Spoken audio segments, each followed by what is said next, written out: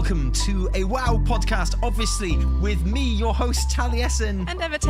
And a secret magic guest who we haven't introduced yet, but we will in a minute, I promise. Ladies and gentlemen, I just need to find the scene.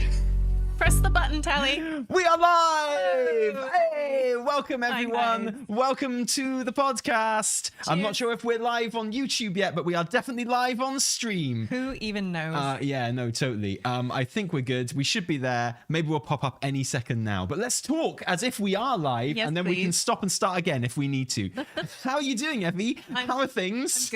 I'm good. Are you excited about World of Warcraft, since that's what we're talking about? Exclusively World of Warcraft. You know what I'm excited. I'm also curious about looking at the title of this episode. Oh, yeah. Evie's Big Secret. Yeah, it's weird that, isn't it? I was, Evie's Big Secret. It is intriguing, isn't it? If you were kind of browsing your podcast kind of settings and things like that, and you saw that title, what would you think? Would you think to yourself, hey, that sounds like the kind of thing I need to check. That seems like the kind of thing I need to watch. Yeah. Yeah? Oh, absolutely. Yeah, if I were a viewer, I would absolutely click that. Well, that's exactly why I chose it. Shit out of that. But as the participant. Yeah. Oh, I see what's happened. Sorry. I do need to change something on our YouTube settings really, really quick. Because I've actually gone live, but gone live on something that I didn't mean to go live on. So I just need to. I don't know what we're going to do here. Actually, this is bad. I've ruined the entire thing. We might have to start again, everyone. Sorry. I've ruined it. This dual streaming thing, man, it's very difficult. Hey, you've been doing a great job. No, well, I'm sorry, but yeah. Okay. Right. What we're gonna have to do is okay. Oh, I see. Yeah, you started going live on something else. It just started its own new thing. So I think we're just gonna have to change that. We're just gonna have to delete this. Okay, sorry. 1 sec. Sorry, delete folks. Forever. Sorry, everyone. There we go. Delete that. And okay, 1 secondo. Sweet. Are we starting over? Are we live on Rumble? That's the main thing, right? Okay, yeah. Sorry, everyone on Twitch. We're just going to start that again and put it back on our title stream. I'm going to have to edit this on YouTube when it goes live. So that's what we're going to have to do. Sorry about that. It is what it is.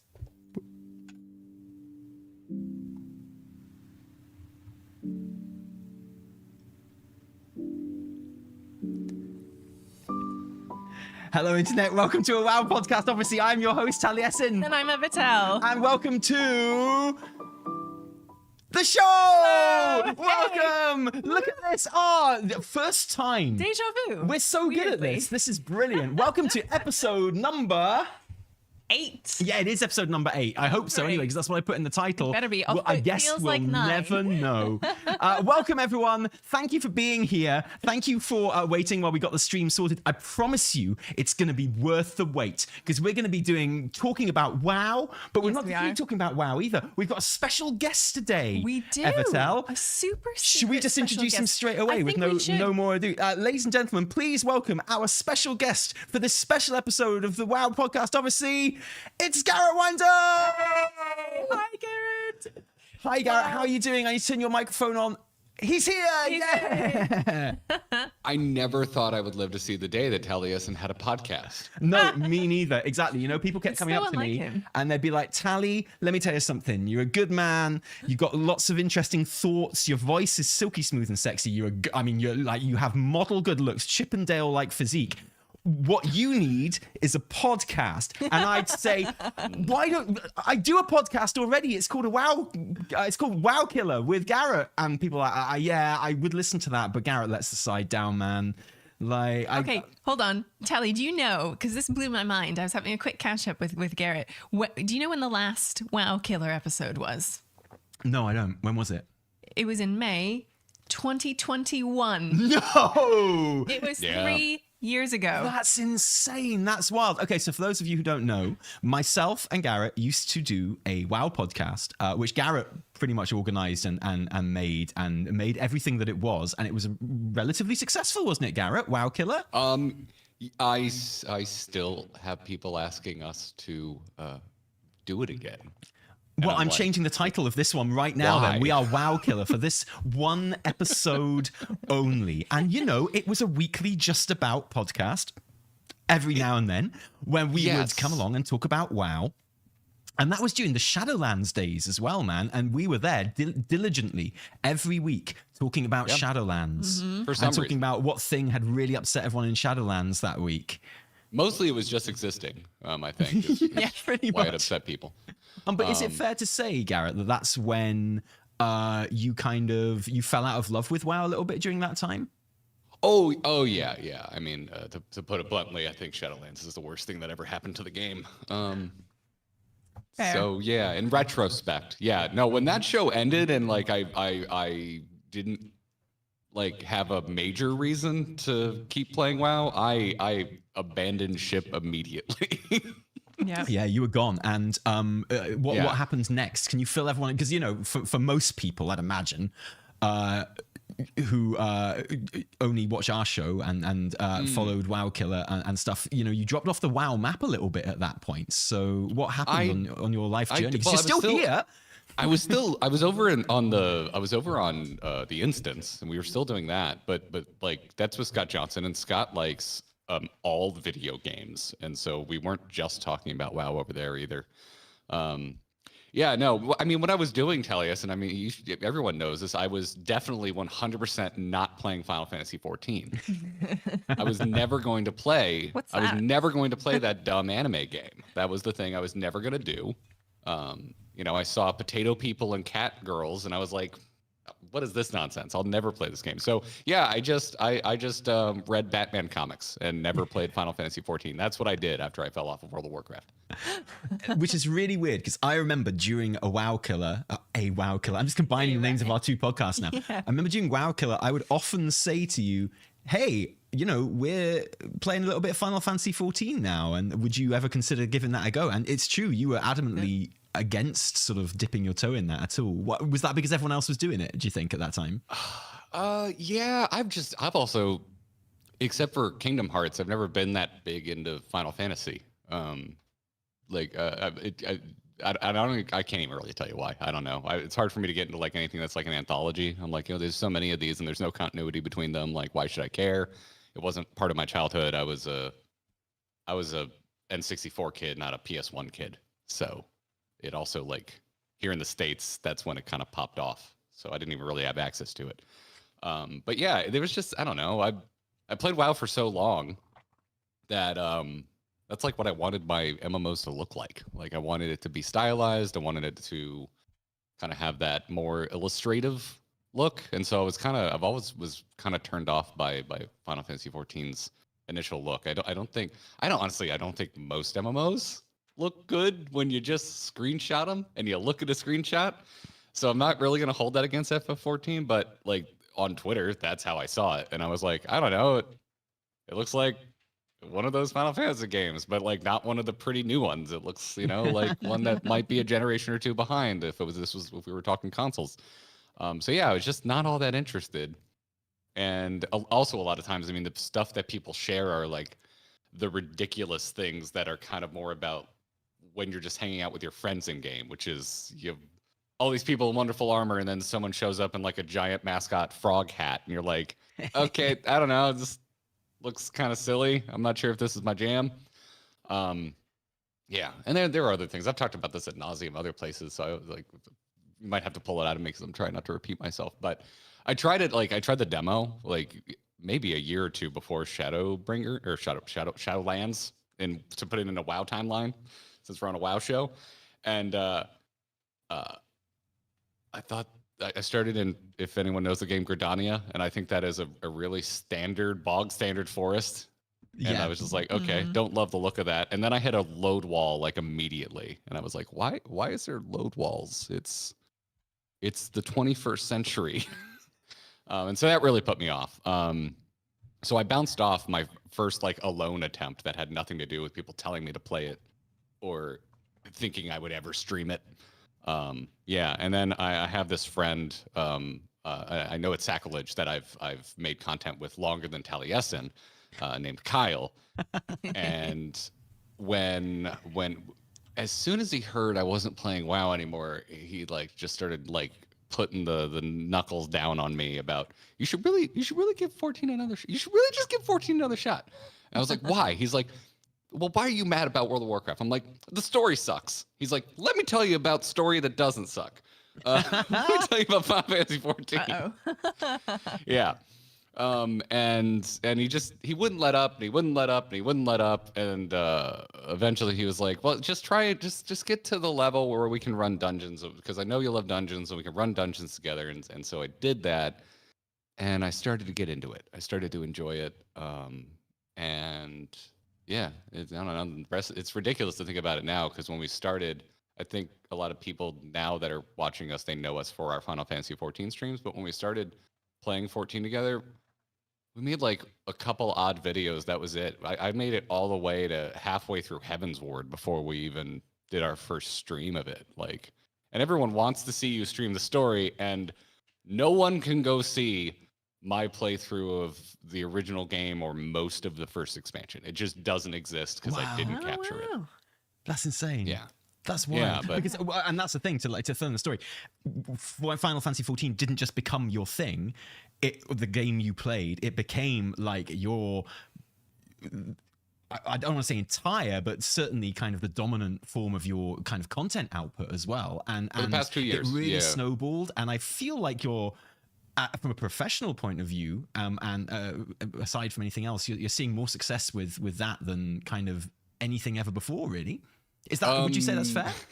Grinding Gears. So Grinding Gears is the channel that you kind of put it on YouTube, and go and check it out. It's great fun, and I pop over there and I catch up on stuff, and everything seems to be doing really well. You're putting content out all the time. You guys seem to be having loads of fun, and your community seems great.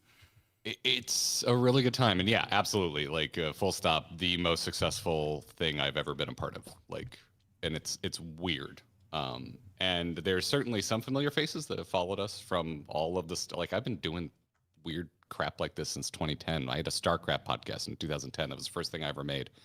And yeah, we still have some familiar faces, but like, yeah, it's wild. It feels like starting over again, even though for Kyle and me, we just kept going. We just kept making content. It's just what we made content about changed. And up until very recently, we had a podcast on Thursday for 7 years straight, and we kept doing it even when it was no longer Heroes of the Storm podcast, but we just kept the same slot, same day, so for us it didn't really feel any different. So we just recently moved it to Mondays, but yeah, that's amazing. And and you've recently moved not in together, but no, let's tell her how it is. It feels like you've moved in together. Where is he now? Is he here? Is he listening? It is hilarious how many people think that we actually moved in together. Yeah, I'm like, I guess we should work on our messaging, because a lot of people seem to think we're roommates, and I'm like, no, I'm way too married. I never want roommates again. But yeah, no, Kyle's local now. I have to admit, I do feel like slightly like a third wheel here, because, you know, it's the real couple here is you two, right? The real power couple is Tali and Garrett. So, well, we did WoWKiller for a long time. It was actually like a couple of years in the end, wasn't it? And it didn't feel like that, partly because, you know, spending time with you was so much fun, and every minute. We so suddenly talked about World of Warcraft on the program that it didn't really feel like a WoW podcast. So, but also because you know, we didn't do it every week either. So it kind of, all in all, it felt like the time just absolutely flew by. But looking back on it, we did quite a lot of episodes, and yeah, it was on for a long time. And honestly, testament, all of that is down to you and the work that you put in to make it happen. And I had such a great role on that podcast because, you know, Garrett organized it all. We put it on our Twitch stream, but Garrett made it happen. So, and he was essentially the de facto host. Oh, yeah. So I would feel like I was just there to muck around, and it was brilliant. And it was a very good vibe because, you know, Garrett was trying to be keeping to the show notes and stick on conversation. I was like, yeah, but the thing is though, Batman's nipples. Tell me about that. I'm gonna blame and I'm gonna cast general aspersions and say this is my experience working with anyone from general European area. I just want to talk about Batman's nipples the whole time. Because you and Patrick Beja kind of podcast the same way. Because he's the same way. It's insane. Well, like, and have you seen the latest Batman movie? Because I've been thinking about this a lot. Did you see? Oh, okay. Oh, are we doing this now? Are we doing this? I did. Have you seen it? Did you see the Bat? No, you have to just like I've got me and Garrett. We've got catching up to do. You guys take all right. I've got like, did you see the Batman? What did you think? I did see the Batman. I think I was getting pelted by like bottle caps and popcorn because there were insufferable teenagers in the audience, and it was a really long movie, and I felt every minute of it because of that fact. No, I think that movie is deeply unnecessary, but I still really like it. Like, this movie did not need to exist, but it wasn't terrible. It was. I mean, you know, obviously, it's lacking a lot of high camp.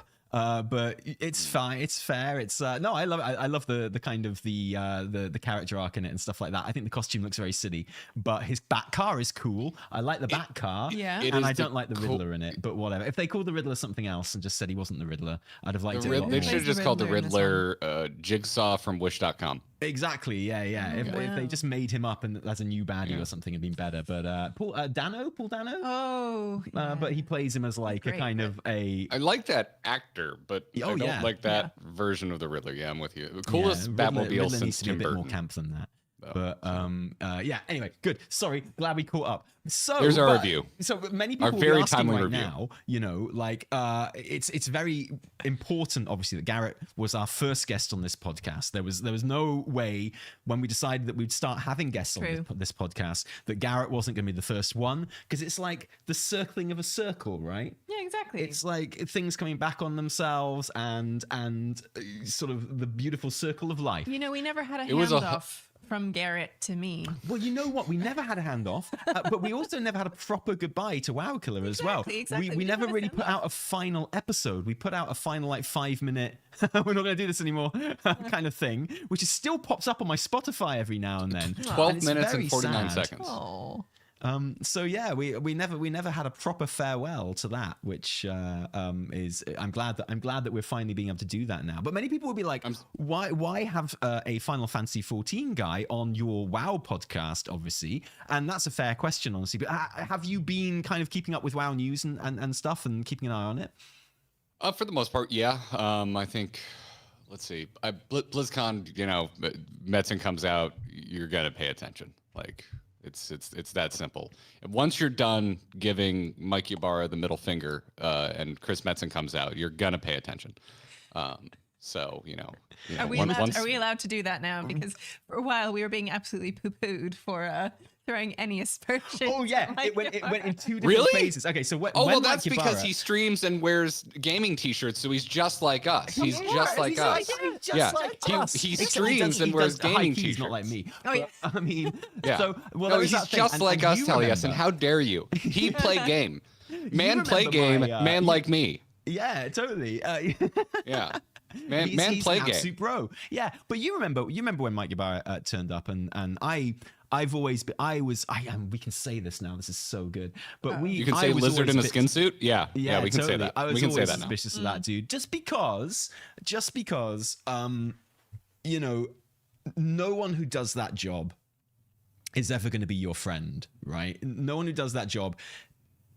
WoW is not going to be their first priority. The quality of video games is not going to be their first priority. I think it was for Morheim. Well, yeah, maybe, but that Morheim was a founder member of Blizzard, so you know that's yeah. And but even then, he didn't have like loads of sway. And you know, every time Blizzard merges with another company, like it did with Activision, and now like Activision Blizzard does with Microsoft, you know, WoW becomes a smaller and smaller fish in a bigger and bigger pool. You know, it's like if it was just Blizzard, you'd be like, yeah, they got to keep WoW going. It's their thing. It's their major thing. This is interesting. This is kind of what I wanted to talk to you about. I think that was right, and then layoffs happened, and we found out about yet another canceled game. And so, if Blizzard just never makes new anything, does WoW just start to become a bigger fish again because they just refuse to take risks? We keep plopping like the whole of Blizzard into just a bigger pool, right? So I mean, it's like, yeah, as far as Blizzard goes, WoW is always the most consistent game. It's the most consistent earner. It's the most consistent kind of player base, and it's their golden goose really. But then when you take into consideration Activision and King, well, you've got Call of Duty, right, and you've got Candy Crush and stuff like that. And now you've got the whole of Microsoft, right? So you've got everything, and you're thinking, well, WoW is just, it becomes less and less important to the company as a whole that it belongs to with every kind of merger, because Blizzard becomes less important, as a whole. Like, Blizzard is not as important to Microsoft as it is to Activision, so if Microsoft decides, like, we need 5,000 devs to go and make like Spyro 12 or whatever, like, then we can just close down Blizzard and use them, like Blizzard has done with other companies that they've bought, like other developers that they've bought. It's funny you mentioned that, because I have played more of that Tony Hawk remake in the last 2 weeks than I have any other Blizzard game. Like, that's been my, like, that for some reason that has re-entered my life as my nighttime, I want to start winding down my brain game. I've been playing Tony Hawk again for the first time since that remake released. That's awesome. Oh, wow. Man, I would love to. I see. I don't want to play. Yeah, has it got all the original soundtrack and everything as well? It has almost every track from the original 2 games. There were a couple that couldn't get the licensing. Does it have Superman by Goldfinger? Songs. That is straight up what they made the opening title logo screen. They changed it because they realized how much. I'm in. I'm sold. I am sold.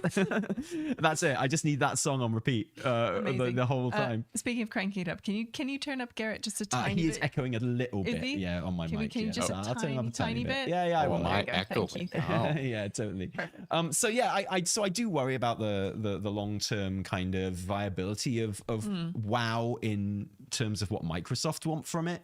Mergers in general for products and workers and for labor and stuff is usually a bad thing, and that's what it's proved to be so far for the staff at Blizz, like with the huge layoffs. And I think Overwatch got particularly hit hard, and therefore esports as well. They had a follow-up firing that was not a part of the original. What was it, 1,900 people being fired across Microsoft? But then what, I think 2 days back, they fired, it looked like everybody from Overwatch esports. I don't think it's actually everybody. I think there's 8 people left on that team, is my understanding. Wow. So yeah. And the kind of like the absolute beacons of the Overwatch casting community as well. Yes, like very famous looking people. Like, literally the folks that I follow, that even though I don't really play Overwatch anymore, I'm like, I know you, and I love you. You guys are the best, right? Yeah. I haven't watched Overwatch esports since like the first year of the game, but I still keep up with Zoe because she's exactly. She's the bomb, and she had an adorable baby. Yeah, I think she does still have that. I don't think that was connected to Blizz. Your key card doesn't work anymore, and also I hope you say goodbye to your baby because we're keeping that. That's they're really good with Premiere. Overwatch is absolutely gutted. Let's add child labor to the list of infractions from Blizzard Entertainment. Next step. But anyway, so that's the thing. Like, whoever the president, and people are criticizing the new president of Blizzard, who is Joanna. Ferries, is that how you pronounce it? I'm not sure. Apologies, Joanna, because it's definitely wrong. But she is a corporate figure, right? She doesn't have any experience. A criticism I've seen of her is that she doesn't make games. What does she know about making games? It's like, it's not really the job. Well, she won't be making any games not as really, president of Blizzard. Like, it's not really a qualification. But obviously, it would be nice if they did, right? And I can see why people really liked Mike Ybarra as an idea. But I feel like the highest up you can possibly get while still actually being one of us is game director. You anything above that, even producers maybe who are in charge of WoW. So people like Holly. Yeah. Holly is about as high up as you can get. Holly Longsdale is about as high up as you can get while still being one of us. Anyone above her, they're not one of us, man, because it's not their job to be. It's their job to kind of, Exactly. And they're no longer like the founding members of the team, right? So exactly. They didn't work their way up to the top in that sense. So no, I completely agree with you. And I'm curious to see what she's going to do and where she's going to take it. I mean, her background is NFL. and Call of Duty. Yeah, I mean, she's a marketer, right? So Yeah, exactly. And she went to Harvard, which means I should hate her. So why I'm you need obligated. context for that, because otherweise people are going to think you're doing like some weird. I'm obligated to dislike anyone who went to Harvard, because I went to Yale, obviously, which is actually the better school, but it's fine. It's fine. Okay. Safety school, not as prestigious, but that's, exactly. she obviously didn't get her first choice. No, she didn't. So my heart goes out to her. But no, I'm curious to see what she's going to do. But I mean, maybe this is a good time to just kind of step back and reevaluate. Yeah, like what our expectations are for these people and what we pin on them. Like maybe we do just need someone who does the business correctly and well. Well, I don't know if that's a good thing though. And that's, who doesn't well.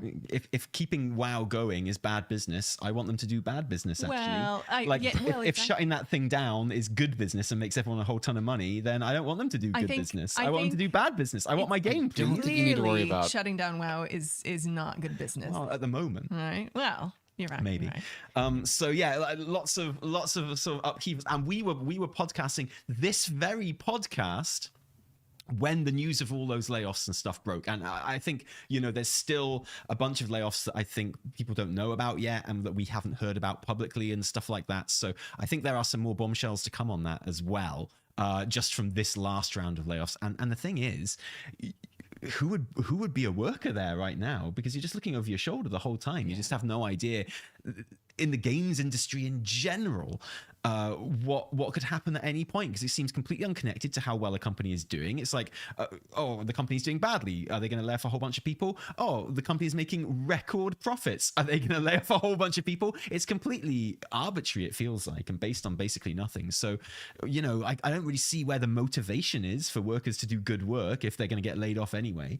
And I was talking to a buddy of mine who used to work for a major game studio. I'm not going to out them, but they were saying that to them it just looks like this is just how AAA functions now. Mm-hmm. You have a big hiring in the spring, and a big firing in the winter. Yeah, and like always suspiciously between 8 to 12% of the workforce. Weirdly, it's just funny how it always works out that way. That these are the ones that are redundant. Yeah, it's just like, it is what it is. Yeah, but it doesn't leave a good taste, does it? No, it really doesn't. And this one's particularly it just feels like they threw darts too, because not that it matters. Getting fired sucks no matter if it made sense or not. But like previous layoffs at Blizzard tended to make sense with games that were winding down. When they were sunsetting things like Heroes of the Storm, and even then they kept a lot of the talent and put them on other games that have now been canceled. So it's very, very sad from that point of view. But have you kind of, maybe you can give everyone actually a bit of a reminder, where were you at kind of in your head? Where was WoW in your estimation, and what were you thinking? What were your opinions on WoW when you kind of stopped playing it in Shadowlands? I mean, they were pretty negative. Like, to me, like almost all of it was, I was kind of over it. I thought the story was bunk. I thought the gameplay was bunk. I was just kind of done. And it got worse because I stopped before the patches, and then they did the worst Arthas mini arc you could have ever. Oh, the actual final death of Arthas, as it were, in Sanctum. Oh, so when did you stop? In 9.1, I guess, before the raid? Or? I guess, before the generic floating island zone was added. Yeah. I remember seeing that and being like, oh yeah, that's not going to get me to come back. And then the next patch came out, and everyone's like, Garrett, they're going to do something with Arthas, and I'm like, oh cool, I guess I'll wait to see what they do. And then I saw that cutscene, and I was like, all right, I'm fully out. Like you've ruined Sylvanas, my second favorite character, and now you're dragging Arthas's name through the dirt, my first favorite character. Well, this is actually really funny, because that means you stopped playing before literally the first major patch of the expansion. But I remember during WoWKiller, I remember so many episodes that we did in Shadowlands. I felt like we were talking about Shadowlands forever before the show actually stopped. Yeah, time actually changed. And that just shows how bad the content and patch cadence was in Shadowlands. It was a long wait for that first patch took to come. Yeah, it took a long time. Yeah, yeah. 'Cause, I mean, we started in BFA because I remember we were doing a lot of Old Gods talk in the early days of that show, and it was really fun because I think that was like a big kind of friendship point for the two of us, as we both are massive geeks about Old God shit.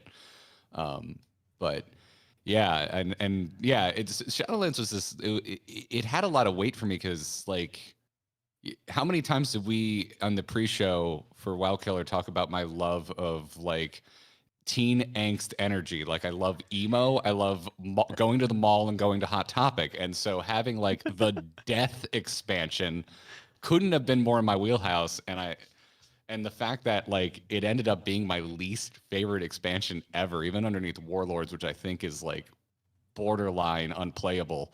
That's how much I disliked Warlords. It was such a it was a real chasm of my hopes to how much I ended up enjoying it. Yeah, I think that was a lot of people's kind of experience of Shadowlands. And then when you saw kind of Dragonflight be announced and the game move into that sort of era, are you still keeping kind of tabs on it at that point? Yes, absolutely. Yeah, I will never not, like, at least at the very minor amount, be a spectator of World of Warcraft. I played it for too damn long. It's been a third of my actual life. So yeah, these youngins. Yeah, it's like, you know, you've got friends that play D&D. They don't play it all the time, but they're always curious what the hell, you know, is going on with the latest edition or how Wizards of the Coast is pissing people off. Like, it's very much like being a Blizzard fan. Yeah. Even when you're not playing, it's an interesting thing to just be a spectator of. Well, this is super interesting to me. This is like one of my things at the moment is that I'm a huge fan of Dragonflight. I think it's a great expansion. I think it's, you know, one of the top draw expansions, and as like a gameplay experience, it's just really, really good, and it's as good as WoW has ever been in many ways. But of course, I'm also fascinated by the fact that there are still, thanks to Shadowlands, and you know, a general decline in player numbers up to that point anyway, but then in Shadowlands it fell off a cliff, obviously, for a number of different reasons. Shadowlands being terrible, and the not unconnected rise of Final Fantasy XIV at the same time, and a whole bunch of other stuff as well. And I'm really interested in the fact that we've got this really good expansion at the moment, but obviously, although numbers are kind of picking up again, it's not back to where it was, and why people are choosing not to come back to the game and their impressions of it from the outside, and what have you. So, like, what have been your impressions from the outside of this expansion? Well, I played it a decent amount. I didn't raid or anything like I have in your. Like, to me, like how in on a WoW expansion, like how I gauge my own buy-in is, am I raiding? And I haven't done any raids in Dragonflight, 0. So I'm extremely casual, and I basically haven't played much since the first month. I like got 2 characters the max. I enjoyed my time. So like my impression was it was a good return to form. I thought the flying was great, and like I can hear in the back of my head, Guild Wars 2, I don't care. No one played that game. I understand, and it doesn't, like, you know how many games where cars drive the same? Like, there's only so many ways to do car driving. There's only so many ways to do flying. I thought it was really fun. And I was surprised how much it felt like an open world game to me. And I know there's been a lot of pushback against Ubisoft, like, map vomit games. I love those games. I love map vomit. Although it's being done better by the Spider-Man games right now. Sure. The last not Spider-Man 2, I haven't 100%ed it yet, but I 100%ed the first one, and I'm 100%ed Miles Morales, and that's it. I haven't 100%ed anything since the Xbox 360 era in terms of that kind of. That's how much I love just swinging around New York in those games. And so when I got into Dragonflight, I remember we've talked about that game on WoWKiller as well, and it's that thing where, for one thing, I think like map vomit games, they hit different when they're live and when they're MMOs, than when they are contained single player games. Because when they're a single player game, like Spider-Man to a lesser extent, but like Far Cry or something like that, it's a case of, okay, so it's me versus this arbitrary content that they've given me to do. Whereas when you're in a live setting in an MMO with other players and things, and it's a perpetual world, for some reason, then it just feels like there's loads of stuff to do. And it doesn't feel quite so. Then I'll happily go and unlock like 20 radio towers and find them all over the map and things like that. Because for me, it hits different when it's in an MMO as opposed to like a single player game like that. And the comparison with Spider-Man is really interesting because dragon riding was a glint in Blizzard's eye at that point. We didn't know anything about it, but I was like, the content in Spider-Man is very standard, like Ubisoft style map vomit stuff. What's separate, and this isn't a hot take, right? But what separates it and what makes it great is they have taken your mode of traversal and they've made that part of the gameplay. So, it's fun to swing from building to building and to get from, in those games, I don't use fast travel in the Spider-Man. No, and games. that's what made it was so funny about the sequel was like, you go read reviews for Spider-Man 2 and like everybody mentions that the fast travel feels like magic. And I'm like, and no one uses it because it's so much fun to just move. Yeah, totally. Game. And like introducing fast travel to Tony Hawk, like you're missing the point. Like, yeah, exactly. And I had so much fun like playing that first Spider-Man game, and I get the same feeling from Dragonflight. And when I went into the alpha, and because I did not care about the dragon riding when it came to in all of the Dragonflight announcements, dragon riding was the one that I was like, at best, it's not going to annoy me. At worst, it's going to ruin the entire game because they're going to dick it up. They're going to dick it up. It's going to be dumb and stupid, and it will take all expansion to get to the point where it's even functional for most players, because they'll time gate the kind of the level up of it and things like that.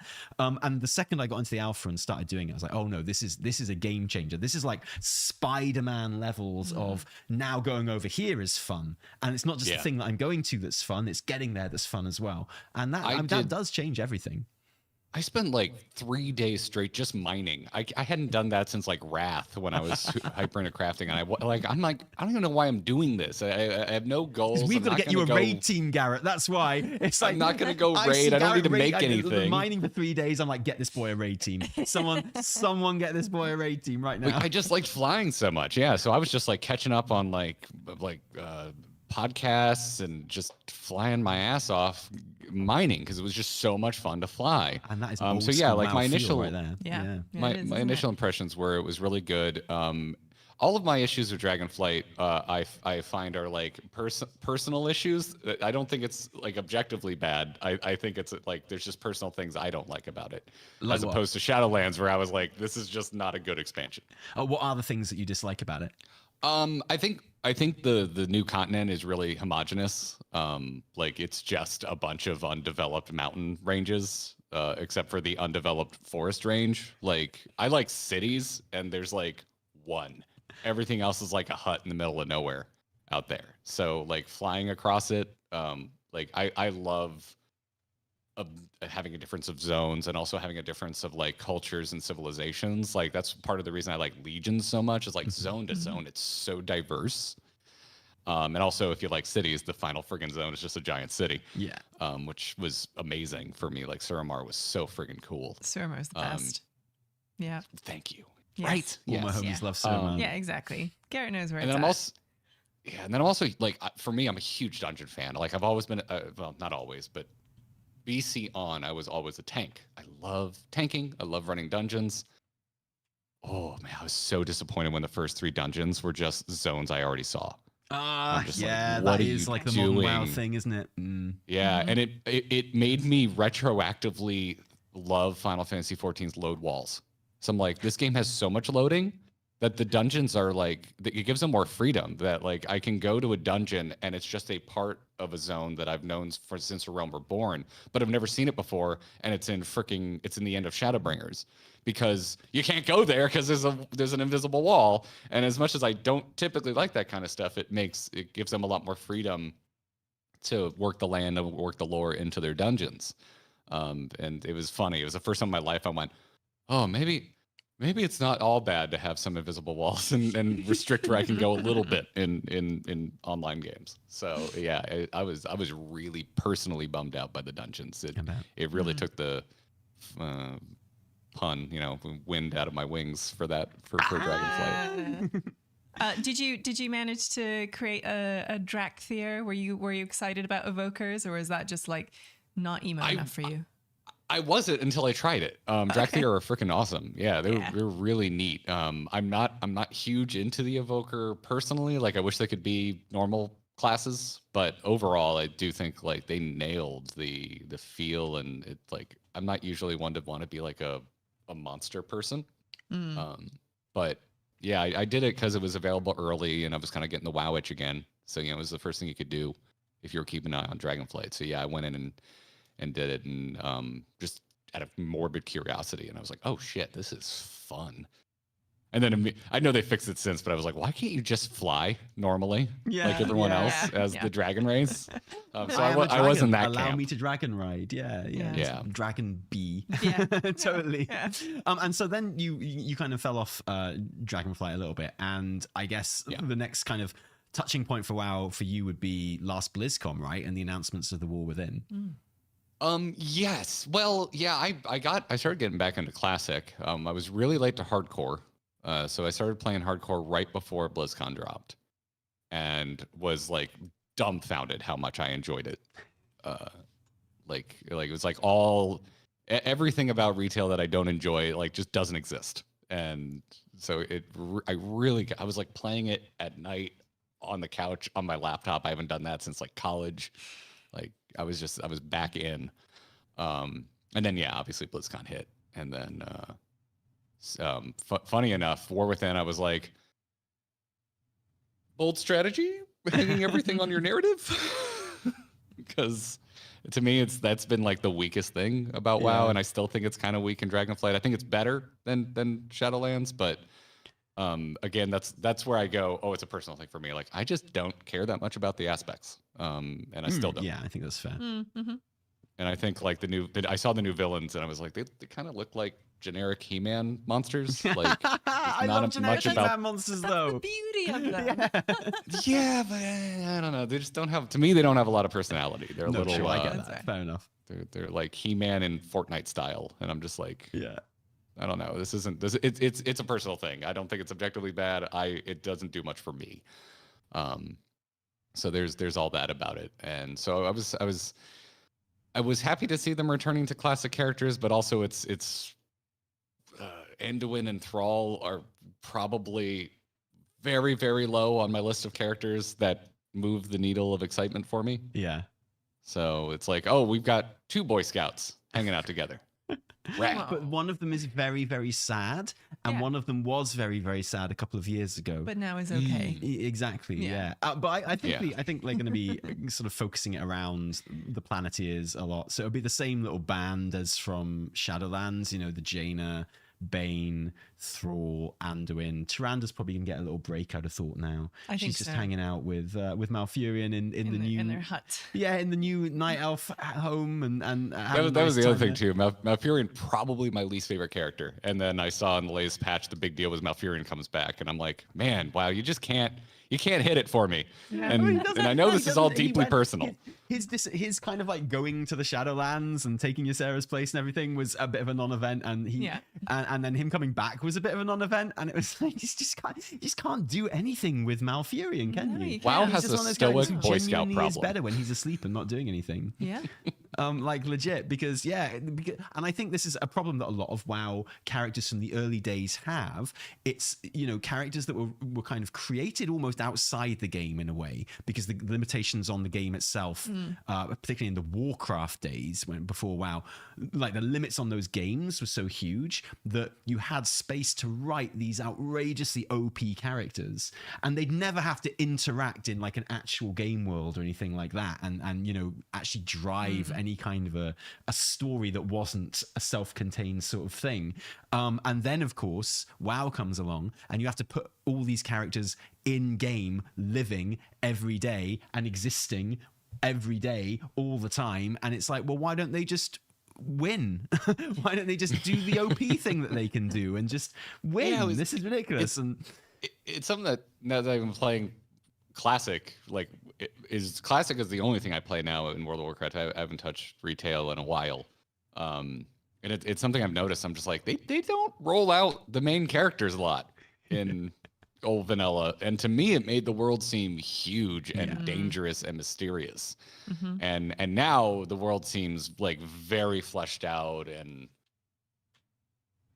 just, I don't know. To me, there's not a lot of mystery and they're rolling out the main characters constantly. And I feel like they've, the overwatchification of Warcraft is real to me. Oh, I get that. But then I also remember back in much earlier expansions where a lot of the big criticisms for WoW's narrative was it's like, you've got all these characters that you never touch. Like, you've got these powerful characters like Jaina and Thrall and you never, they're always in the background. They're never ever doing anything. And wouldn't they be doing something in this big thing? It's fair criticism, but then any response to that means that they're going to be in the story more and they are going to be less mysterious. And there's it's a tough balancing act because I think that's part of the reason like I didn't stick with Dragonflight was like not only were the zones homogenous but kind of like the whole story. It feels Warlords in that way. Like I'm not the world's biggest orc fan, and that's why I didn't love Warlords because it was just all orc all the time. And so in Dragonflight it's just like all dragons all the time, unless I guess you're like centaurs. And so like if you're not into that, like that's kind of all the expansion has for you from a narrative standpoint. And it's kind of how I feel like I loved Mists, but I was also during Mists going, where the F is Jaina? You just had that awesome Jaina book. She seems to be on this really interesting arc, and you just she shows up, yells at you before Thunder Isle, and then F's off for the whole expansion. And so it's a tough balancing act, and I recognize that. Yeah, I mean, I don't buy that as a criticism because, of course, the Tuskars do exist in Dragonflight. That is fair. It's true. I'm just saying. That's another thing you and I agree on. I was so happy to see the Tuskar back, dude. So I mean, maybe if you're not going, they're right there. The Tuskar are right there. If you're not going and hanging with them, I can't really take any responsibility for that. But you have been playing a lot of Season of Discovery, though, right?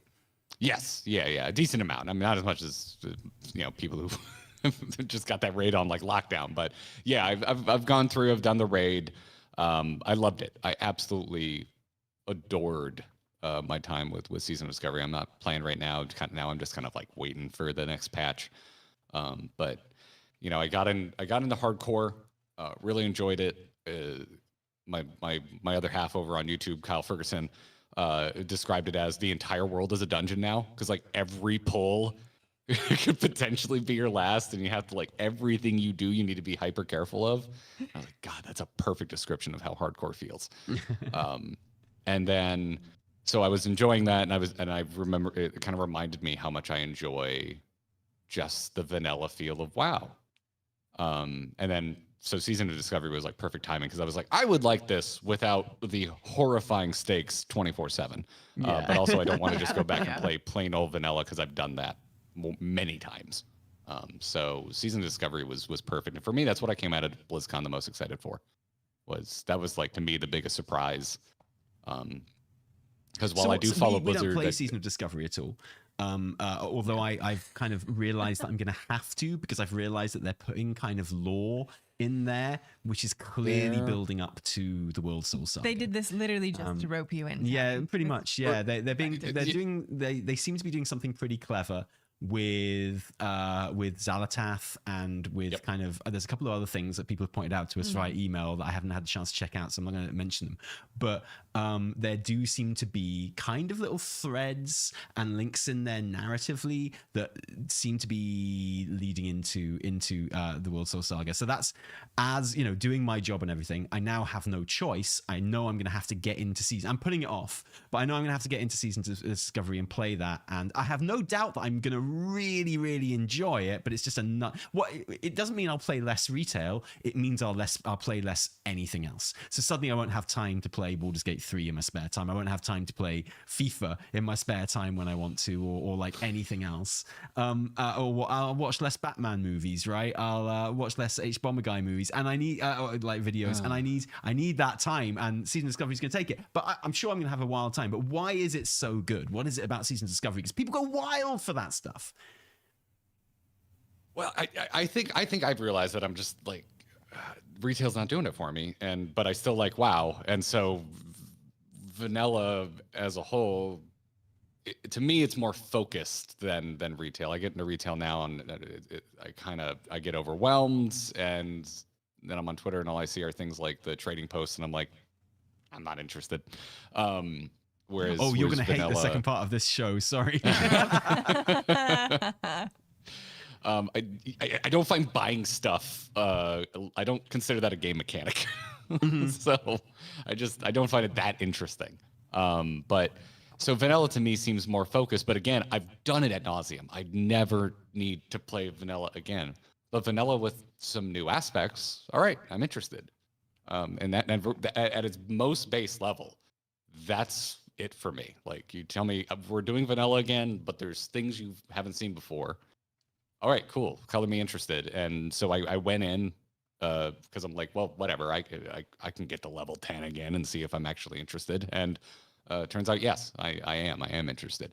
And then also on top of that, the fact that I'm a big tank nerd. And they're like, what if you could tank as all these classes that have never been able to tank before? And then I'm hook, line, and sinker. I'm in. So yeah, I've been doing a tank rogue, and it's just the weirdest, coolest shit I've done in World of Warcraft in a long time. That's so interesting to me. This is just like a little thing, but you know, when I ask why Season of Discovery is so great, a lot of the time people are like, yeah, I can tank on a warlock, and that's really fun to me and stuff. And I'm like, well, they could just add that to retail, right? They could just go, oh yeah, we're going to make a new spec for warlocks and they can tank now. But I don't think it would be as exciting. Like it wouldn't capture people's imagination the same. And it feels like, is it the transitory nature of Season of Discovery which makes it fun? It's like, yeah, you can tank as a warlock for a short time only, and this is why you get, and you know, you need to make a new character for it, and you're starting again from scratch. I feel like the starting a new character and it almost feeling like a Diablo 3 season or something in a way, in that respect, in the, you know, I feel, does that add to the enjoyment of it? Because I feel like you could just do a lot of this stuff with retail and it wouldn't be as fun. Probably for a lot of people, because obviously seasonal content is very popular.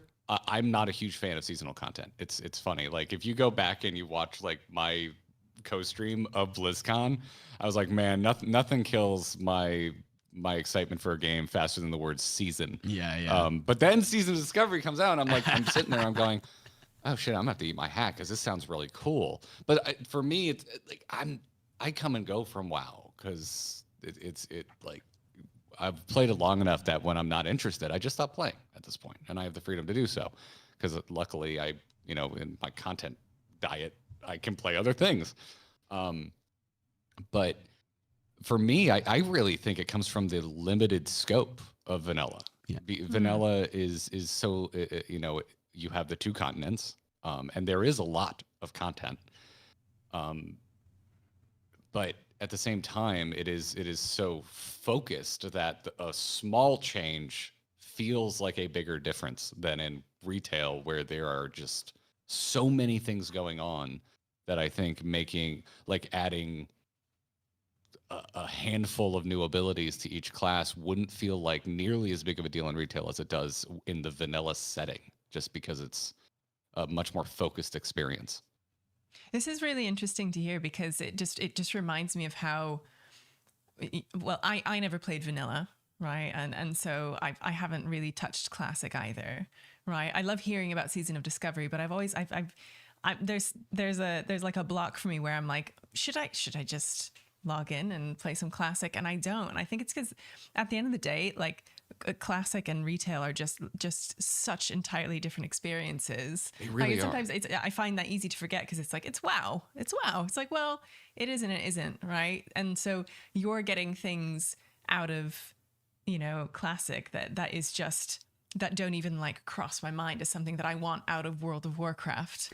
Like what I want out of World of Warcraft is to like spend my traders tenders on cute little outfits, which makes me think maybe I should get back to playing Final Fantasy. Oh, 100%. Yeah. That way. If you like that, let me tell you about Final Fantasy 14. Right? Yeah. No, but it is just so interesting to hear that the things that you want out of your World of Warcraft experience are just like so different from what retail has to offer at the minute.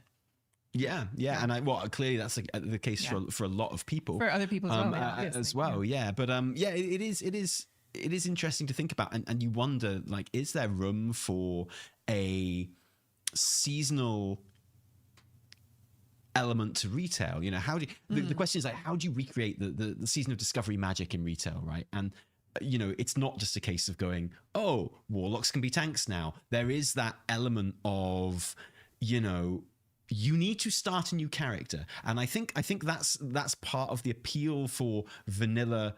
For classic in general as well. You know, this idea that there is a hardcore that take their character from have been playing the same classic character since classic vanilla through classic TBC through classic Wrath now. But I think a much larger proportion of the player base are seasonal in classic, in that sense, in that they come back when that raid that they used to like is back in, or they come back when there is a new expansion, and these new expansions are on different servers a lot of the time, so there is an understanding that they are going to start a new character to play this new classic expansion, and that just would never fly in retail. The idea that it's like, oh, we're doing this new thing in this new season, you're going to need to start a new character for it. The uproar, understandably, because people got 20 years in their characters, would be immense. But I feel like you can't capture that magic like Season of Discovery has unless there is an implicit understanding that you will be starting a new character for it. So maybe there's a way of kind of changing people's mindset on that a little bit and going, look, no one's asking you to abandon your 20-year-old character, but we want to do something fun. And if you want to join in with that in retail, you kind of need to start a new character to do that. You know, I think a lot of that comes down to like how the way they treat a new expansion in World of Warcraft. Like, you know, here's your boost. There's a feeling like everything that came before it doesn't matter. Yeah. And so starting over again feels like it doesn't matter to a certain degree. And it was something I didn't think about until I'm going to make a Final Fantasy 14 reference, until I started playing Final Fantasy 14, where I think they've done... Saying they've done a better job preserving things makes it sound like I feel like games must, and that's like the only way to do things. Frequently when we talk about both games over on our channel, I really try to hammer home for the audience that, like, I don't think one is better than the other. I think there's different ways, and both are valid to go about making an online game like this.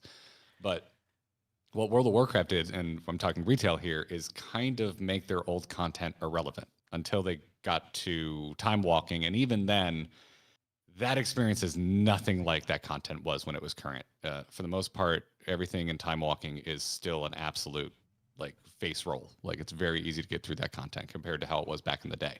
And there's no easy way to go back and experience it with any, I think, noteworthy amount of difficulty. Yeah. Like, because but over in Final Fantasy 14, you can pull up the equivalent of the dungeon finder, choose whatever dungeon you want, and there's just a single filter that says mid-eye level, and it scales you down. And while it's not absolutely one-to-one a perfect recreation of how difficult it was back in the day, it is significantly more difficult than if you went in there unsynced with current gear and all that kind of stuff. Yeah. And so it's much easier to experience all of Final Fantasy 14 in order if that's how you want to play that game. And whereas I think World of Warcraft, it's extremely difficult to experience the entire game in order, and they straight up don't encourage it. No. It's pretty much impossible. I think I would be really curious about someone who just got into WoW, and if they chose to start like with, old school WoW stuff. Like, is it possible to like buy WoW now, start playing it, and not start with Dragonflight? Like, could you just like? Well, so a new player at the moment would go into Exile's Reach, and then they would be forced into BFA content. So they would go into BFA, and then the second they hit 60 or 61, I think it is now. The second they hit 61, well, when they get 60, they'd get a pop-up saying you should go to the Dragon Isles, no matter what they're doing. So they're probably going to be like halfway through Drustvar or something, right? Or if they're Alliance, or if they made the mistake of playing Horde in BFA, I don't know, like the Vol'dun or something like that. And then they'll get a pop-up saying, hey, you are now high enough to go and play Dragonflight. You should do that. And they might do that, but if they don't, they've got max 1 level before they are physically ported out of BFA content and put in Dragonflight. And then, you know, they can go back and they can start new characters and go through Chromie time. But the same thing is going to happen. There's never really a chance to finish. Forget the entire WoW story. There's never a chance to finish one particular expansion story, one singular isolated expansion story. You just can't do it at level. It's literally not possible. We have had some data. Maybe this will interest you, Garrett. We have had some data mining for. Have you seen the roadmap for 2024? The World of Warcraft roadmap. So something that's coming in 10.2.7 is an event called Pandemonium, which we don't know anything about, but it's spelled pandemonium as in panda. And we have had some data mining that suggests that it's going to be Mists of Pandaria main story quest time walking.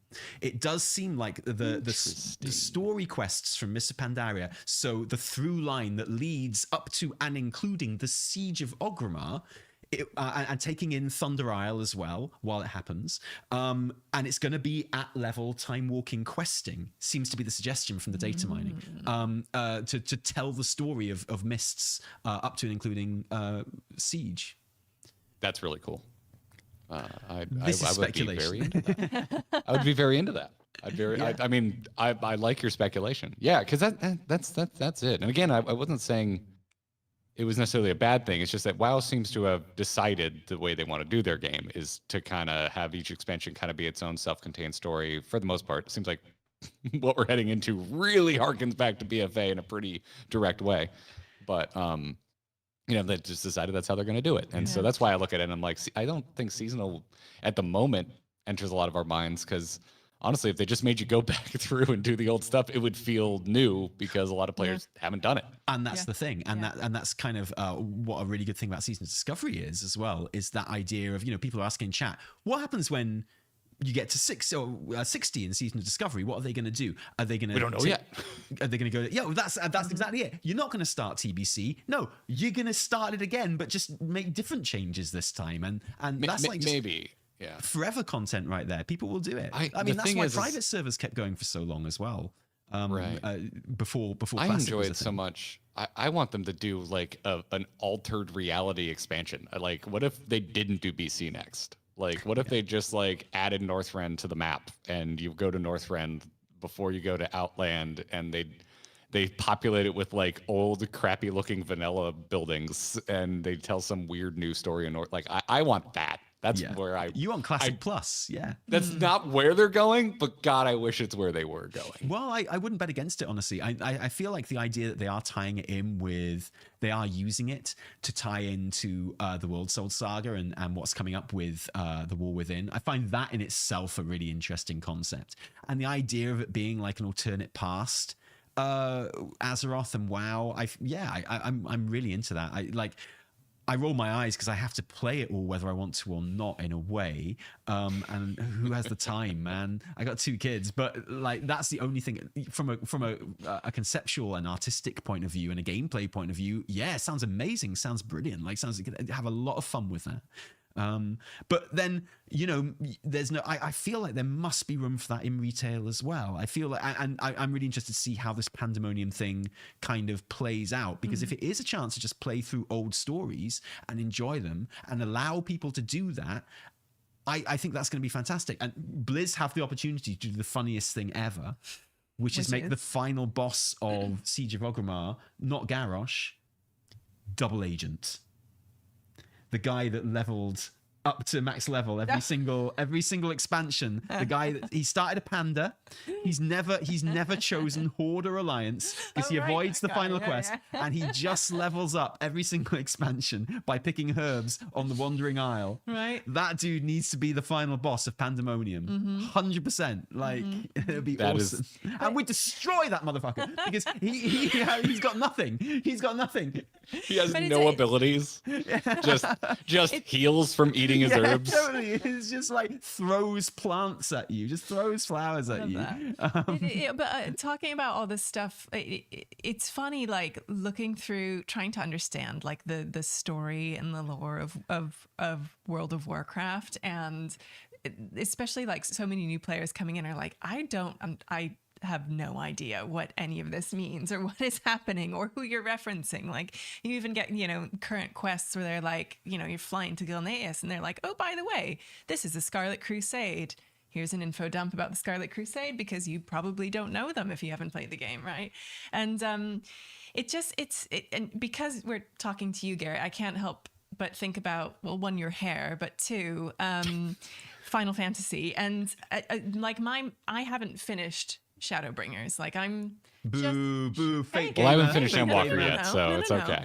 One, because I don't feel like I have to finish it. I don't feel constrained by like an end game cycle. I don't feel like I have to get there and then trying to be do what I do. But also because like my memories and my experience of Final Fantasy was it's so like linear, and I can think of every like expansion as like its own story, like very contained. Like, oh my God, Heavensward, like I still think about Heavensward all the time. But I don't think of WoW in that like same manner, even though I've played it like through expansions, and each expansion has its own kind of set world and storylines. Like it's because it's so muddled. And just as like a new player coming into Final Fantasy, you go through this like linear experience. I'm sure there are other ways to do it, but they have boosts. Yeah. I don't know why you would, because it seems like people. I thought it was weird when I was getting in, and people were like, "Oh no! The story is like the experience. That's what you're here for." And I'm like, "What? What are you talking about? I want to raid. Get me to max. Let's go." And then I was like, "Okay." I started going through the story, and a lot of people, and I'm in the camp, think Realm Reborn is slow, and I was in that camp too. But I kind of just had at it like a slow burn book. I wasn't making content about it, and eventually I got really invested. So, yeah. Although I did almost like leap out of my skin. Shadowbringers is just really good, Evie. You should at least get to the first end. You should get to the first set of credits. I feel okay. Yeah, and that's on my to-do list, and maybe we'll have to talk to you more about Final Fantasy like more in depth sometime. But all this does make me think like that. They're two very different games, but I feel like that WoW could take some of these lessons about how to kind of deliver a new player experience and how to create like just like kind of a coherent line through. I know that's hard with an MMO. Yeah, it's something they've never managed. But they've never managed just like a line through. Whereas like I have felt that before in Final Fantasy. I have not really felt it in WoW, and I feel like I'm kind of like grasping. It's funny because I do think of past expansions as having their own story arc. Like I remember my Legion experience as a singular thing, and I remember the story of Legion as a singular thing. Likewise with Warlords of Draenor and Mists and BFA, like I remember them as individual stories and experiences, but of course that's because I was there at the time and like I was there playing them live as they were released. If you were starting the game now, or if you'd skipped one of those expansions, there's no way you have that. No, you never experienced it. Exactly. I think BFA for me is when it started feeling like just like a cliffhanger factory. Oh like, 100%. Yeah. Everything just kind of led into the next, which to a certain degree I do like, and 14 does it because they have very predictable patches for people that don't play that game. They kind of have like every expansion has 5 and change patches, and every patch has a new little chunk of story, and usually 0.3 wraps up the current expansion, and then 0.4 and 5 sets up the next. Yeah. And so I think there's a little bit of similarity there. I think the big difference is that WoW tends to put a lot of its closure in raids, and the main closure usually doesn't come until a raid pretty deep into the patch rollout of the expansion. Whereas when I was really surprised when I picked up 14 and got to like the first end of an expansion that there was credits, and I felt like I saw a whole story before I even got to the end game of what would have been the end game of that expansion. And now I really like that. And when Metzen came out on stage and was like, 3-story arc, all this, bringing back all these characters, I'm like, okay, this is cool. But could I please feel like I have a chapter close when I hit whatever the new level cap is? I would love that. I would love to not feel like I need to play this game for the next 2 years to get the end of this expansion story. Well, that's my hope for the World Soul Saga, is because I feel like it's kind of Brechtian, right, to put out, this is the next 3 expansions. This is what they're about. Like the war with it, they haven't just given us titles. They've gone, this one is about this. This one is about this. This one is about this. To the extent that you can pretty reasonably, through an educated kind of, and knowledge of the game and characters, kind of make some pretty feasible guesses of where the story is going in each expansion. And I'm sure, there'll be we'll all be wrong, but you're not making anything up. The kind of predictions you're making are kind of based on quite reasonable assumptions and kind of speculations. And I think my hope is that will actually free the story up from what I would describe as cliffhanger bloat, which is definitely something that BFA and Shadowlands really suffered from. This idea of, it's like, ooh, what is going on? And it's like, I don't know. Why didn't you fucking tell me? That's what I'd like to know. But how else do you tell I would a like story? to know what is going on. Yeah, tell me. How else do you deliver a story in like kind of time-gated intervals without us? I'm not saying that that's a good thing, but like, how else because do you can always have like the overarching thing of like, I don't want, so I guess this is it, right? I want the question that I ask to be, ooh, what happens next? The question that I was asking in Shadowlands and BFA was, what is going on? And those are 2 different questions. Every new chapter of the story that came out in BFA and Shadowlands, I was like, hopefully this will explain what's going on. And at no point was I like, I can't wait to find out what happens next. I was always like, hopefully this is the patch that explains stuff. Right. And it never did. So, and that's really different. and the reason they didn't explain anything in BFA, the reason they never went, oh, this is why Sylvanas is doing this, is because they did not know. They didn't know. The reason they didn't reveal who Sylvanas is working with is because they did not know. And it was so obvious that you know, like as a player, it's so exactly clear, and likewise, the reason we never found out what the jailer's overall like intention was is because they still don't know. They still never decided, because that's not the story they actually wanted to tell.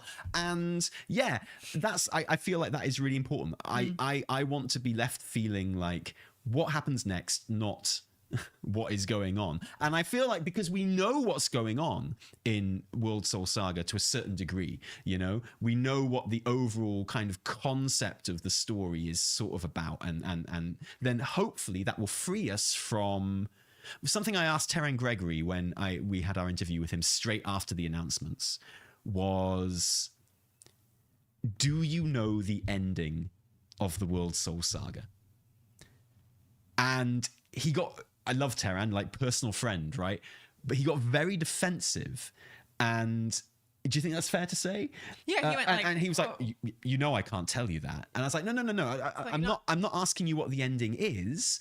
I'm asking, if for me, I thought that was a softball question. I thought like I was setting that one up and he was going to hit that out of the park, and I was giving him an opportunity to say like, hell yeah, of course we know the ending, and how we get there, things are going to change and things will develop and evolve, but we wouldn't start a trilogy like this without knowing the ending. We wouldn't start on this journey without having a fair idea where we're going to fit. I was giving him the opportunity to be like J.K. Rowling, go, yeah, I wrote the ending to this series on a piece of paper 10 years ago, and I put it in a safe, and everything's just I wasn't sure where you were going with that one. Okay, stuff like all that. right, cool. And that's what I was. I was giving him the opportunity to reassure people, basically after BFA and Shadowlands, that no.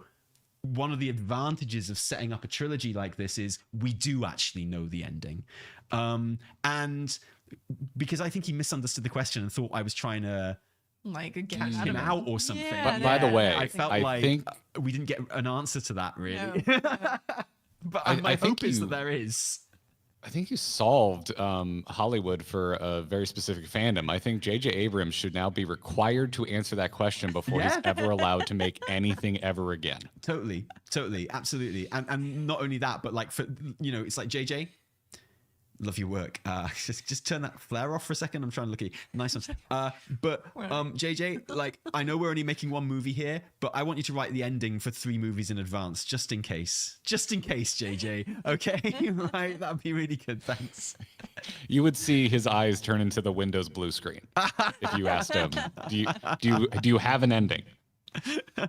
JJ's eyes haven't worked since like the mid 2000s. Just constant lens flare the whole It time. does, yeah. He Burns does his suffer retinas from out. Like he can't see anything. overexposure to lens flare. Yeah. But yeah, so that's my hope with World Tour Saga is that we're not thinking one expansion at a time. That was Afrasiabi's thing, right? Was like every expansion is the last expansion. That's why you can burn down Teldrassil without having to think like, what effect is that going to have long term on the world and the story? Well, that was the start of an expansion. We'll worry about that when we get there. Like, and that's great for moments, and that's great for, well, the reason I think Blizz loved Afrasiabi and he got away with so much was that's great for marketing, right? Say what you like about the burning of Teldrassil and all of that, but there has not been so much hype in the build-up to a WoW expansion, I don't think ever as BFA, honestly. I think the amount of discourse and discussion and kind of input and engagement from the community into every moment of the build-up to pre-patch of that expansion, honestly, I've never seen the community so engaged in every little minutiae of the story and the game as they were in the build up to BFA. And yeah, because you create big moments and then don't think about what you're going to do about them. And I like the idea that we are telling a story in literally 3 acts, right? With World Soul Saga. So my hope is that we can avoid. Yeah, I really like how you put it, like cliffhanger itis, really. Yeah. Because it gets to a stage where you're just like, oh, okay, you don't know. It reaches the lost stage pretty quickly, where you lose faith, and you're like, well, I don't think you really know why the polar bear was there. Yeah, it can work and if either you didn't way. know why the polar bear was there, I'm not interested in finding out because it's gonna be some bullshit you made up later.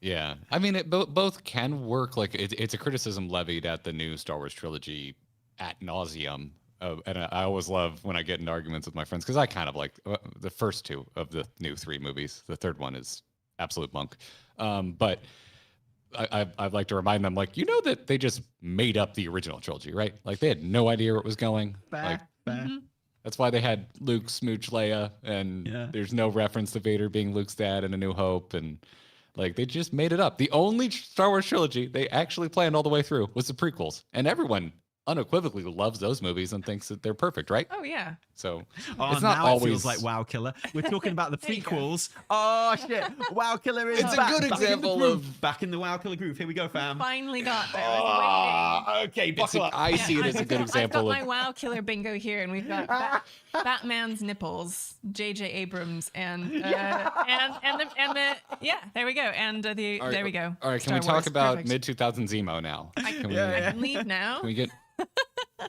Can we get into mid 2000s? I use it as a good example of a trilogy planned and a trilogy not planned because it has both. Yeah. Fair. Yeah, but I would argue that the original Star Wars trilogy, as a trilogy, is terrible. Like it's not a good trilogy.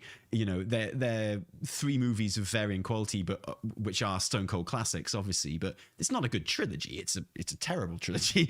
But then you could argue that the prequels are a good trilogy, but it doesn't make them good movies, I guess. So yeah, maybe I should be worried about the World Soul Saga. Maybe right. If you're using that metaphor, then But here's the thing. So here's the thing. Like these days, the Star Wars prequels. Apparently, everyone really loves them now. Apparently, people only have good words to say. But the amount of times I have to correct people and be like, no, everyone hated those movies when they came out. Like, they were. Yeah, they annihilated. You had grown men crying in the street. like at those movies. They were the worst. Well, these days, I mean, let's be honest. We all start crying.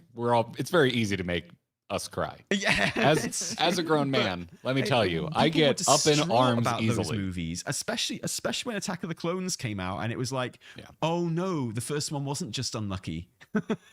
This is just what they're doing. You know? Yeah. I personally love episode 3. I understand. I agree with all the criticisms, but I don't care. I think that movie's a good romp. Yeah, but it's a shame. But anyway, my hopes still are high for the World Soul Saga and everything that kind of comes with it from a storytelling point of view, and especially if it means that we get a quicker cadence and something that actually I was going to touch on as well, because you brought up the Final Fantasy XIV style of kind of the story whereby the kind of there is a complete story to a certain degree told in the release game. An expansion goes live, you can play through a satisfying story with a satisfying conclusion. It's like buying a book in a series. Yeah. You pay, like, no one buys box products anymore, but if you came home with your box of your expansion, it's just as if you came home with like book 2 of the Hunger Games. You're going to sit down and have a full experience before the next chunk of story comes out. And then the next couple of patches up to 0.3 usually, if my memory serves me right, is kind of building on that and kind of, and it's not like they're wrapping it up. It's to a T. That. Yeah, exactly. Heaven's Ward, Stormblood, Shadowbringers. 0.3, and then they usually have a patch or two just kind of like leading into the next expansion, which I find really interesting. And that is something that Dragonflight has done and has been doing as well, which is not so much a complete story in the launch game, although you could argue it was a bit better than usual. The story that was being told in the leveling zones of trying to find the oath stones and stuff was literally concluded before the first raid. They went, oh, that's not going to work. Yeah. Damn. Yeah. So not particularly satisfying conclusion, but it was concluded.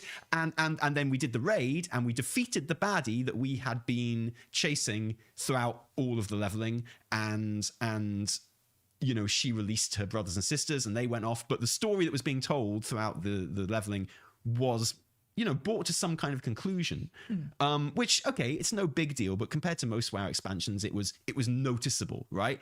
And then what we've had now in, I think the extra patches that you've had throughout Dragonflight, instead of just having a 0.5 patch, having a 0.5 and a 0.7, what you've had is the 0.7 has often led into the story of the next patch really well. And that's what they've been doing in the conclusion of the story as well. We had 10.2, which presented the story of the final raid, and you defeated the final boss. And then everything since then has been epilogue and wrapping up story. And, we've still got 2 patches to go before the pre-patch for the War Within. And very clearly those are being used to lead into the story of War Within. So you can tell just by the names of the patches, right?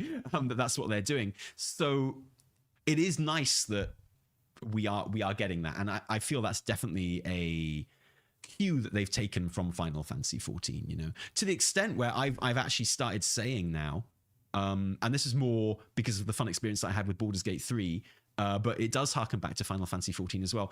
I think we're at a stage where, honestly, I would like to see credits roll on a WoW story. Like I'm really into that. I think it would really help. I think at the end of the epilogues that we just had, some credits rolling would genuinely just kind of help this feeling of you have just had a story. Sometimes it doesn't hurt just to tell people that they've just done a story. Well done. You just had a story. To literally have like the Heaven's Word book being read to you. Yeah, and then closed. And it's like, well, there you go. It's on the nose, but I love it, right? It works. It makes me feel, it gives me a sense of like closure. Yeah. Closure is really nice because there's still so much game. Like no one, whether you like WoW or don't like WoW, I don't think you can in good faith argue that it doesn't have content. It doesn't have things for the players to go and do after you've kind of wrapped up the initial leveling and raid structure. There's still a lot to do. And so yeah, during kind of the BFA through Shadowlands years, I kind of felt like, I'm like, do you just not trust that I care enough to come back? Do you have to drag me along with cliffhangers? And again, it's personal. Like I'm not the biggest cliffhanger fan in general, and I will admit that. But it's kind of where media. It's interesting if you look at it in the context of what all media was doing at the time. It was like, looking back on it, we can see now that it was very much like the Netflixification of media, and that was, you know, that's how Netflix works traditionally. It's that thing of the whole season has come out at once.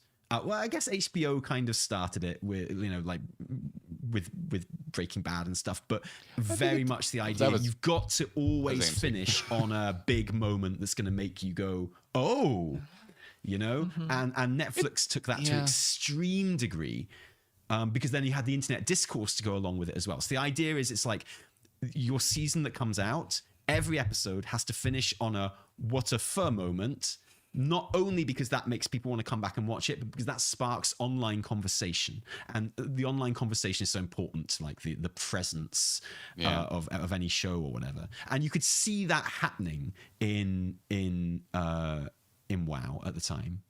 Yeah, I mean, you could. I also think you can have both. You can have an like. I think Avengers did it very well with Infinity War and Endgame. Like Infinity War has a cliffhanger that didn't affect me at all, because I'm like, they're all coming back. But that movie is also like a full arc for Thanos. Like there's a full arc in that movie. So I still felt satisfied, even though at the end I don't feel so good. I'm like, I've seen this a million times. but I still wanted to go and see the next one. So I don't know. Like, to me, it depends on the severity. Like I think of like the Negan days of Walking Dead for like the most egregious, like not respecting me cliffhangers. Like, we don't think you'll come back, so he's about to kill somebody, but we'll see you in a year, so you find out who he kills. And I'm like, that is ooh. I just wanted to like throw a brick through my television. Yeah, no, totally. But I think it was definitely something that was happening a lot at the time, and I think something that I'm not into blaming individual people, but I think, and I'm not sure this is even it, but we know that Steve Denuza came from a background of. I feel like one of the reasons that Steve Denuza was taken on was because of his background in kind of like newer media, and it's possible, and it's only speculation because I don't know, and thousands of different hands touch the story and shape the story, which is maybe one of the problems. But you know, it's possible that Steve Denuza felt, this is why I was brought on. This is what this is what we're doing. This is what they want.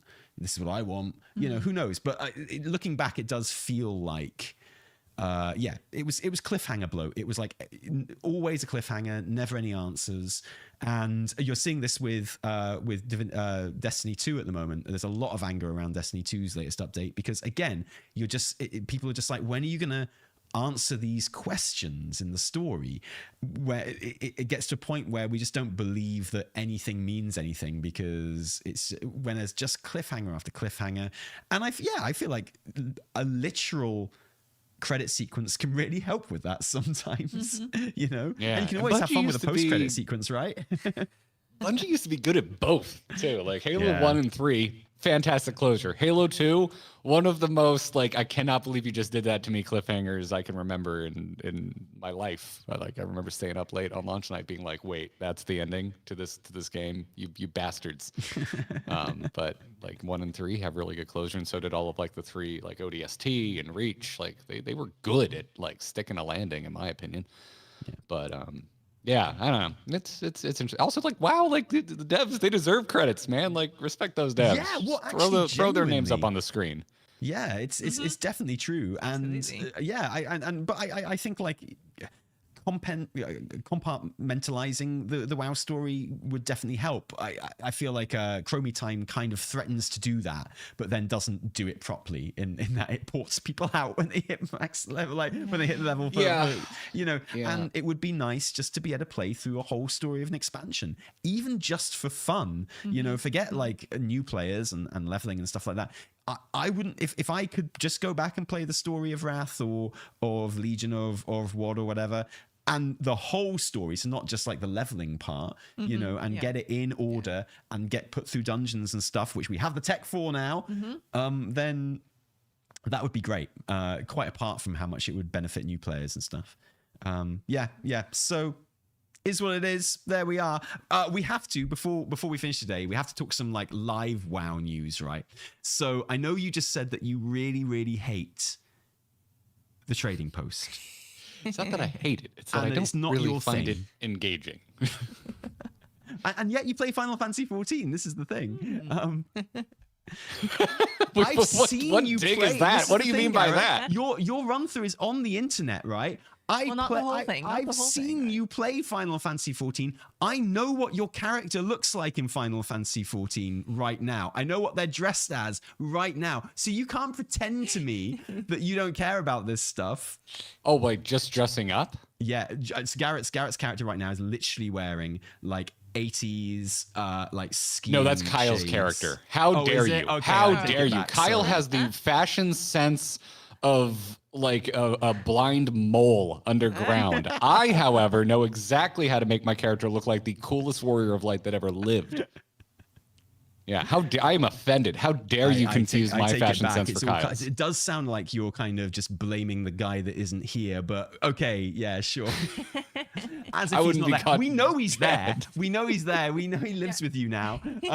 But it is February the 1st, which means that the new trading post is up. The new trading post is out, and I've had a quick look online. So this is going to be really interesting. As someone who professes not to like the trading post, not be interested by it at all, and you know, no one counts it as real gameplay or content, but I do have to admit that I look forward to it every single month. I look forward to seeing what's going to be on there every month and what I can buy with my tendies. Me too. I also look forward to it, and I look forward to being disappointed and going. That's how you ended up married to me? Well, yeah, right. It's if I marry this guy, I can wake up disappointed every day. That's the dream. So I love that it exists. So the thing, you know, obviously it's not going to appeal to everyone every month, and it has not appealed to me for months and months on end. So I have built up like a trove of tendies, which I am looking forward to blowing on February. On Valentine's Day. I always look forward to Valentine's Day for the exact same reasons. Yeah. But I am going to like switch my screen here. Wow. Hang on. So I am like delighted and thrilled by the Traders Tender stuff this month. It is totally up my alley. Good, really? Because I mean, it is all.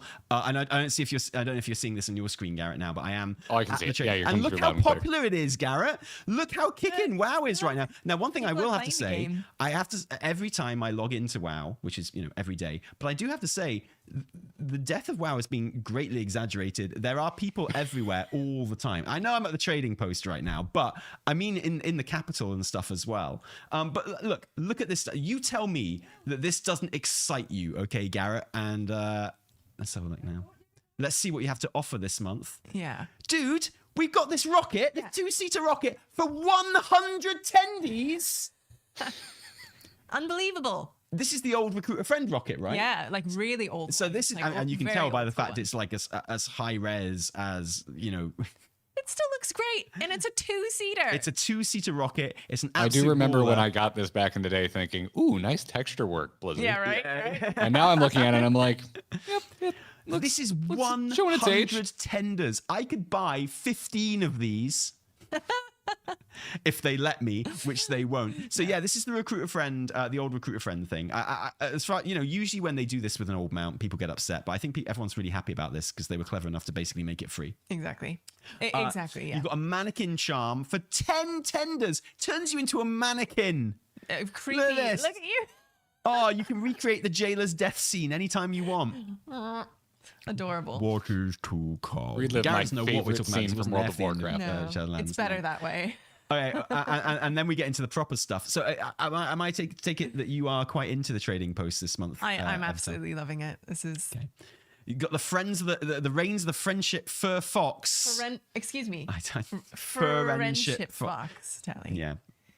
Which is it's a pink fox. What do you think about that, Garrett? What do you think about that? That seems very Final Fantasy 14 to me. Yes, I'd be so excited if this was something I had to kill a boss for.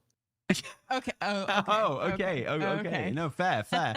Do you feel like that when it comes to Final Fantasy 14 though? Because there's like the store in Final Fantasy 14 it's big, right? There's a lot of stuff in that store. Yes, it is quite popular. And this is I do not want to be misunderstood. Just being able to like get gear either from a money store, like an in-game store with in-game currency, I don't really like it in any game. If like to me, I anytime I see something like this, and I've thought this way like ever since they added the money store to WoW, because that was my first experience with it. I know it exists in a lot of games, Final Fantasy 14 included. I look at that and go, look at all the content they just didn't put in the game. Well, I feel like if you just add things I want to things I can go do in game, as opposed to making it something I just right click on. Well, the argument is, of course, that you do earn tendies from doing stuff in games. So like you do it by killing bosses and completing world quests and things like that. It is like very naturally occurring stuff. There are kind of small challenges you can do to get more. And something they're doing this month is that this is news, right? This is a news show, sure. Yes. They're introducing an extra set of kind of challenges at the end of this month.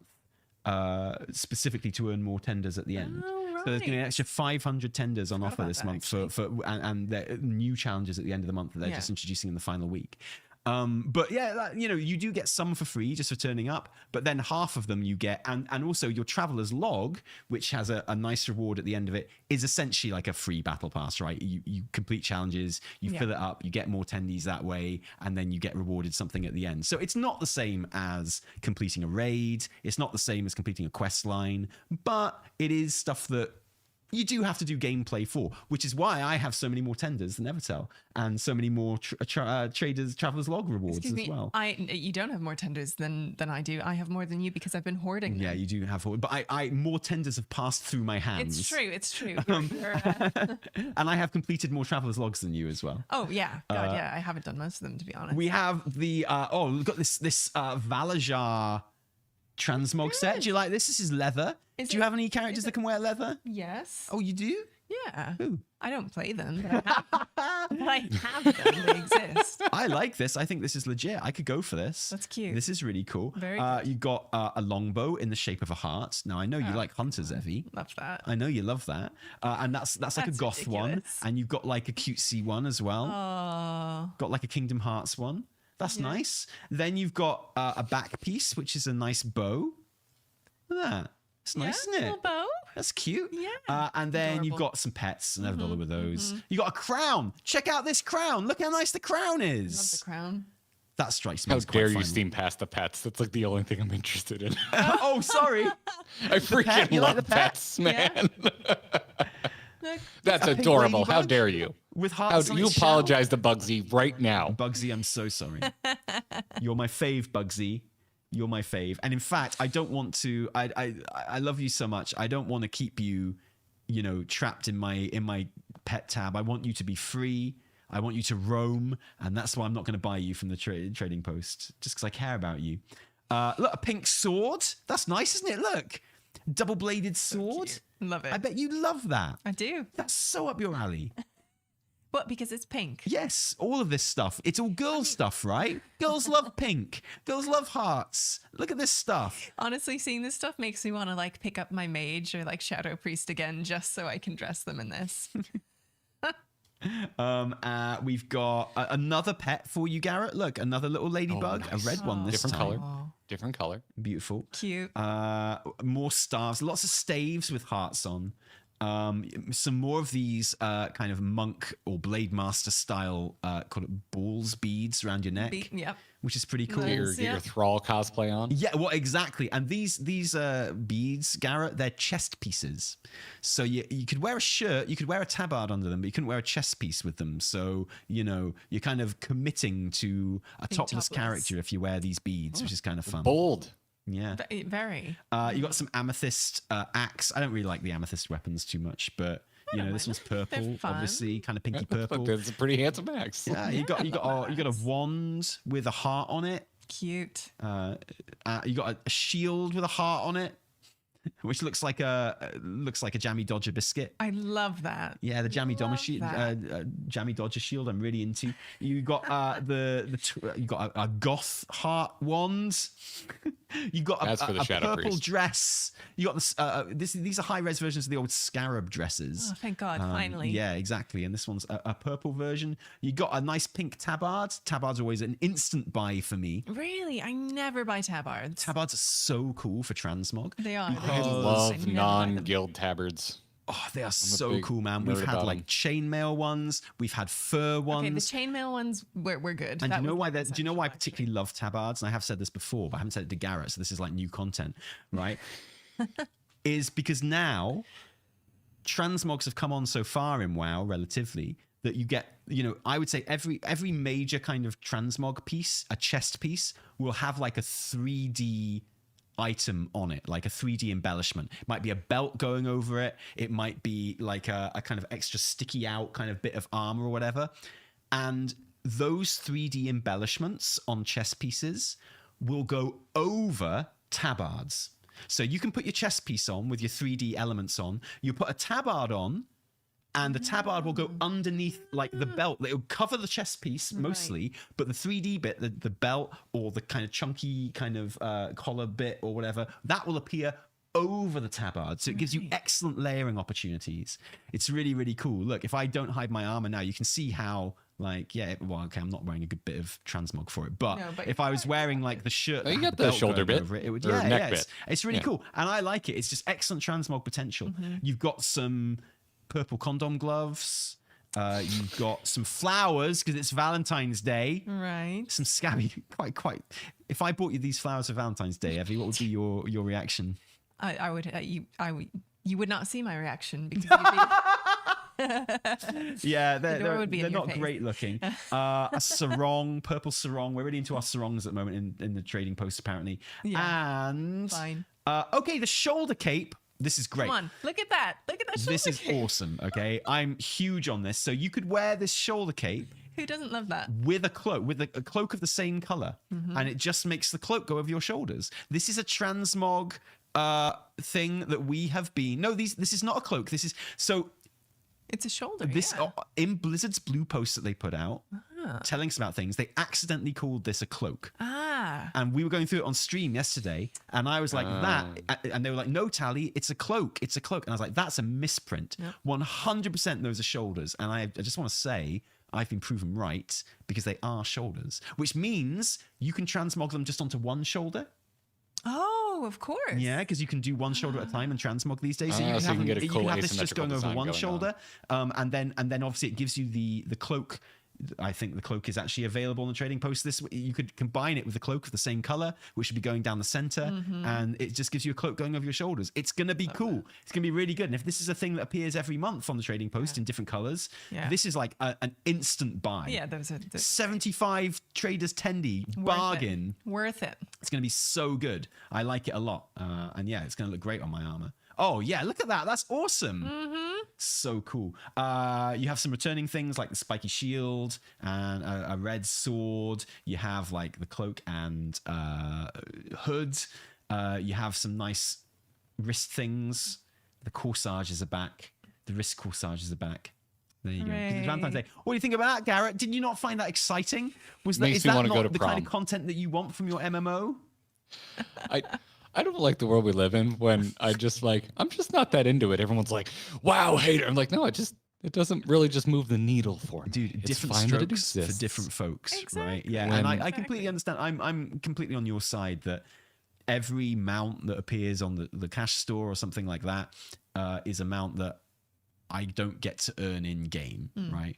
Technically, through the WoW token, you can, because you can earn the gold to go and buy it in the store. Yeah, you bring up good points. There's always that argument, but I generally agree that it's something that is not included in the game when it could be. That's less so for the traders. And I don't mind battle passes post, but like I do understand. I'm fine with them.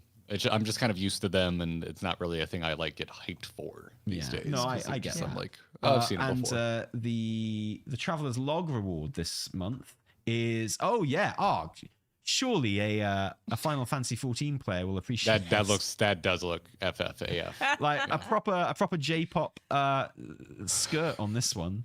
Y'all have WoW has the best hoods. I have such hood envy when I return to World of Warcraft from Final Fantasy. I'm just like, why can't I have hoods that connect to my armor in Final Fantasy? Yeah. But They're all more on the like flip head side, drapes. On the flip side, you can put on hats that don't make your hair disappear. So That is depending on what race you play. Don't really? talk to, okay. Don't talk to some hats are a really sore subject for certain players of oh no! What are the 14. races of Final Fantasy 14 that make your hair disappear? I don't know the full list off the top of my head because I don't play any of them because I'm a boring person that plays a human. But I think like the lion people are one of the major offenders of not being able to wear hats. I Right, bunnies. The bun people, the Vieira cannot wear hats either because they have those big majestic bunny ears that come straight up off their heads. It wouldn't work for them. Tragic. I'm so sorry. Oh, and Vieiras are the most dress-uppy like race in the game anyway. So excuse that is me. such a wasted opportunity. My big beautiful Thylander lady is. Oh no, I only play Thylander. Like that's it. That's all I play. Or what are the big blue guys? I miss her stance. She's What so are the big blue strong. guys called in Final Fantasy 14? I've forgotten. We can make them blue. Are you talking about just the male version? Are you talking about Rose? Yeah, Rose. Oh, I only play they're Thylanders both or Rose. Thylanders. Yeah, sorry. Like Thylanders or Rose, nothing else. I don't touch any other race in Final Fantasy 14, but I love those races dearly. They're wonderful. They're very important to me. It's so special. But they're the only ones I'll touch, yeah. And they look great in hats. They look great in everything. They look so because they're so beautiful. I miss good glam. Like I miss the glamour system because that is a whole end game. Like really? I actually find like transmog in WoW much more satisfying than. Really? WoW's mog system is better. Sets look better in Final Fantasy 14. Yeah, they look incredible. But the actual system for transmogging, I find much more like elegant in WoW. Oh yeah, it's simpler. But I mean, we can't. I mean.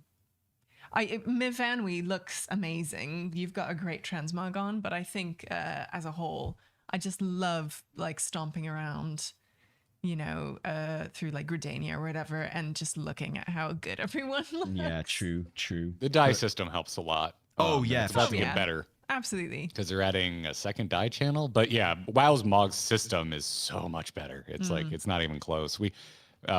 What WoW and 14 can take from each other is a popular topic in our chat room. I bet. Unless we're playing WoW, and then everyone is usually yelling at me to stop playing WoW. And my answer is always, I wish if I had a magic wand, I would just give the transmog system to Final Fantasy 14. I know the devs from 14 have said like just Yoshi the way P the said game's the same built, thing, that's straight up impossible. But boy, it would be nice. Yeah. But I've read interviews with Yoshi P where he's basically said the same thing. He's like, if I could just take anything from a different game and put it in my game, it would be WoW's transmog system. Yeah, definitely. But it's just so convenient. Yeah, it's like not having to. My least favorite thing about 14 is managing my glam chest. Like it's a nightmare. My least favorite thing about Final Fantasy 14 is something that I will have to kind of engage with again soon, which is every time I forget the password to my account, there's a 50-50 chance I'm just going to have to start a new account. Because oh my god! Going through... Well, actually, yeah. No, you know what? Objectively, the worst thing about Final Fantasy is the Mog Station. The website is you have to engage with to even start playing the game. I swear to God, the original Space Jam website was better. Yeah, it's a great website. Excuse me, that was excellent. But like I remember the half day it took me to actually like buy the game and start playing through Mog Station. And I was like, how? Yeah, and I am on my third Final Fantasy 14 account right now, and I'm very, very worried because I can't remember my password right now. No, me too. So you would never... Last time I forgot my password and I sent them an email to recover my password. This is not a lie. People think I make this up, but I got an email saying, thank you for asking to reset your password. To solve this problem, all you have to do is log into your account. And it's like, no, that's my issue. I can't. Like, I can't log into my account. That's why I need to reset my password. And I had to start a new account. Yeah.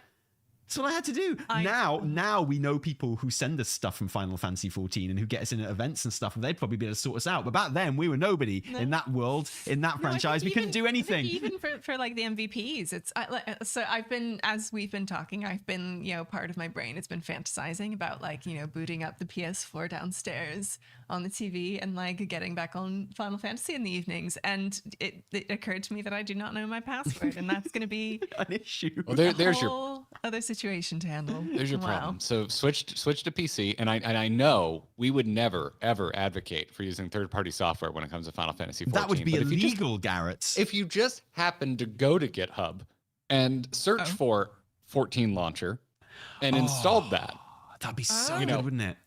You might be like, oh no, I tripped over something that saves my password. Oh no. I would never do that, obviously, because third-party software is not allowed in Final Fantasy 14. Right. Now But that I'm I know just I saying, will actively avoid that. Yeah, I'm yes. be right Cool back, blocking GitHub. Yeah. Like, yeah, totally. Yeah. Just so I don't accidentally do that. My gosh. But yeah. So here's the thing, Garrett. I'm not sure if you know this, because of course you started playing Final Fantasy 14, properly after we finished WoWKiller. But do you know that I'm childhood friends with Bethan Walker, who plays Alisaie? Have I ever told you that? No. Literally. Why do you know so many famous people? When you told me you knew Daredevil. Because when you're as unfamous as me, by comparison, everyone else is very famous, right?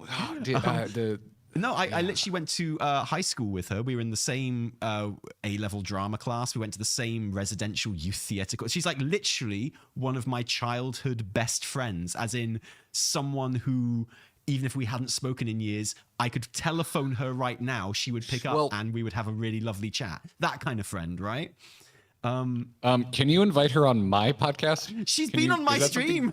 Is that something you could do, please? Legit. Alisaie is one of my absolute she's really favorite good with characters. interviews and stuff, actually. So she probably would, if you just say that. She probably would anyway, irrespective. But especially if you said that you're mates with us, I'm sure she would. Yeah. Because she's great. She's brilliant. Like, and she's one of the best characters in that game. Oh, of course, and one of the best performances as well. Absolutely. Like, she's a legit brilliant actor, and it was really nice to chat with her. And I'd like to do another interview when the next expansion comes out, actually, and like record it properly this time. Good thinking, but yeah, it'd be really nice. And we keep getting invited to kind of Final Fantasy 14 events and stuff in we were London. Going to go to FanFest we got invited to, and the only reason we would really go is to hang out with Bethan Walker, right? Excuse me. The only reason. FanFest was fun as hell. I had a really good time. So it's been really funny, because obviously I knew that she was a voice on Final Fantasy 14, and then playing through it all again properly was really sort of shocking to me, because it just sounds like, and I know a lot of actors, so I'm used to kind of seeing actors perform, but for her, because I've known her since we were literally kids, it was kind of strange. And she was voicing Alisaie for years before she got like any kind of clout from it, and then when the Final Fantasy 14 explosion happened a few years ago, it has changed her life and sort of changed her career and stuff. And it's wild how that. Yeah, because they had the big voiceover change in Heavensward, which was the first damn expansion. So she's been doing Alisaie forever, basically. And my first playthrough of Final Fantasy 14 was during Heavensward, when that was like current content. So I never really registered that it was, that I never really experienced Bethan's performance really. So it was, and so playing through the whole thing again a couple of years ago, it was really weird and exciting. And thank goodness she's really, really good in it as well, because, her arc with the little, goblin dude in the Stormblood patches wrecked me. The most hate I catch in our comments is for being sad about the wrong parts, because a lot of Final Fantasy 14 players believe that there are correct emotions to feel at designated times. 100%. That's what I always found very hard with streaming it, was I didn't react strongly enough to a lot of the things that people thought I should. Or you didn't like. Well, I didn't literally cry at certain points. Sure, yeah, exactly. Sure. So it's very fresh for me, because we just got to a part on Tuesday where we caught a bunch of that flack. We're like, why didn't you And I'm just sitting here being like, why I've did been watching you? your recent streams actually, and you are actually at the part in Endwalker where I stopped Don't spoil playing. me. I was trying to finish Endwalker in one go, and I was like 40 something hours into the stream. I was like sleeping on stream and stuff. And then Annie, our little boy, he got sick, and had to look after him, so we had to bump that on the head. And I just never got back into it because like WoW news started picking up and what have you. But have you still not beaten Endwalker? No. But you are at the point, I think, where I stopped, just judging from the bit of gameplay that I saw, which makes it very, very interesting.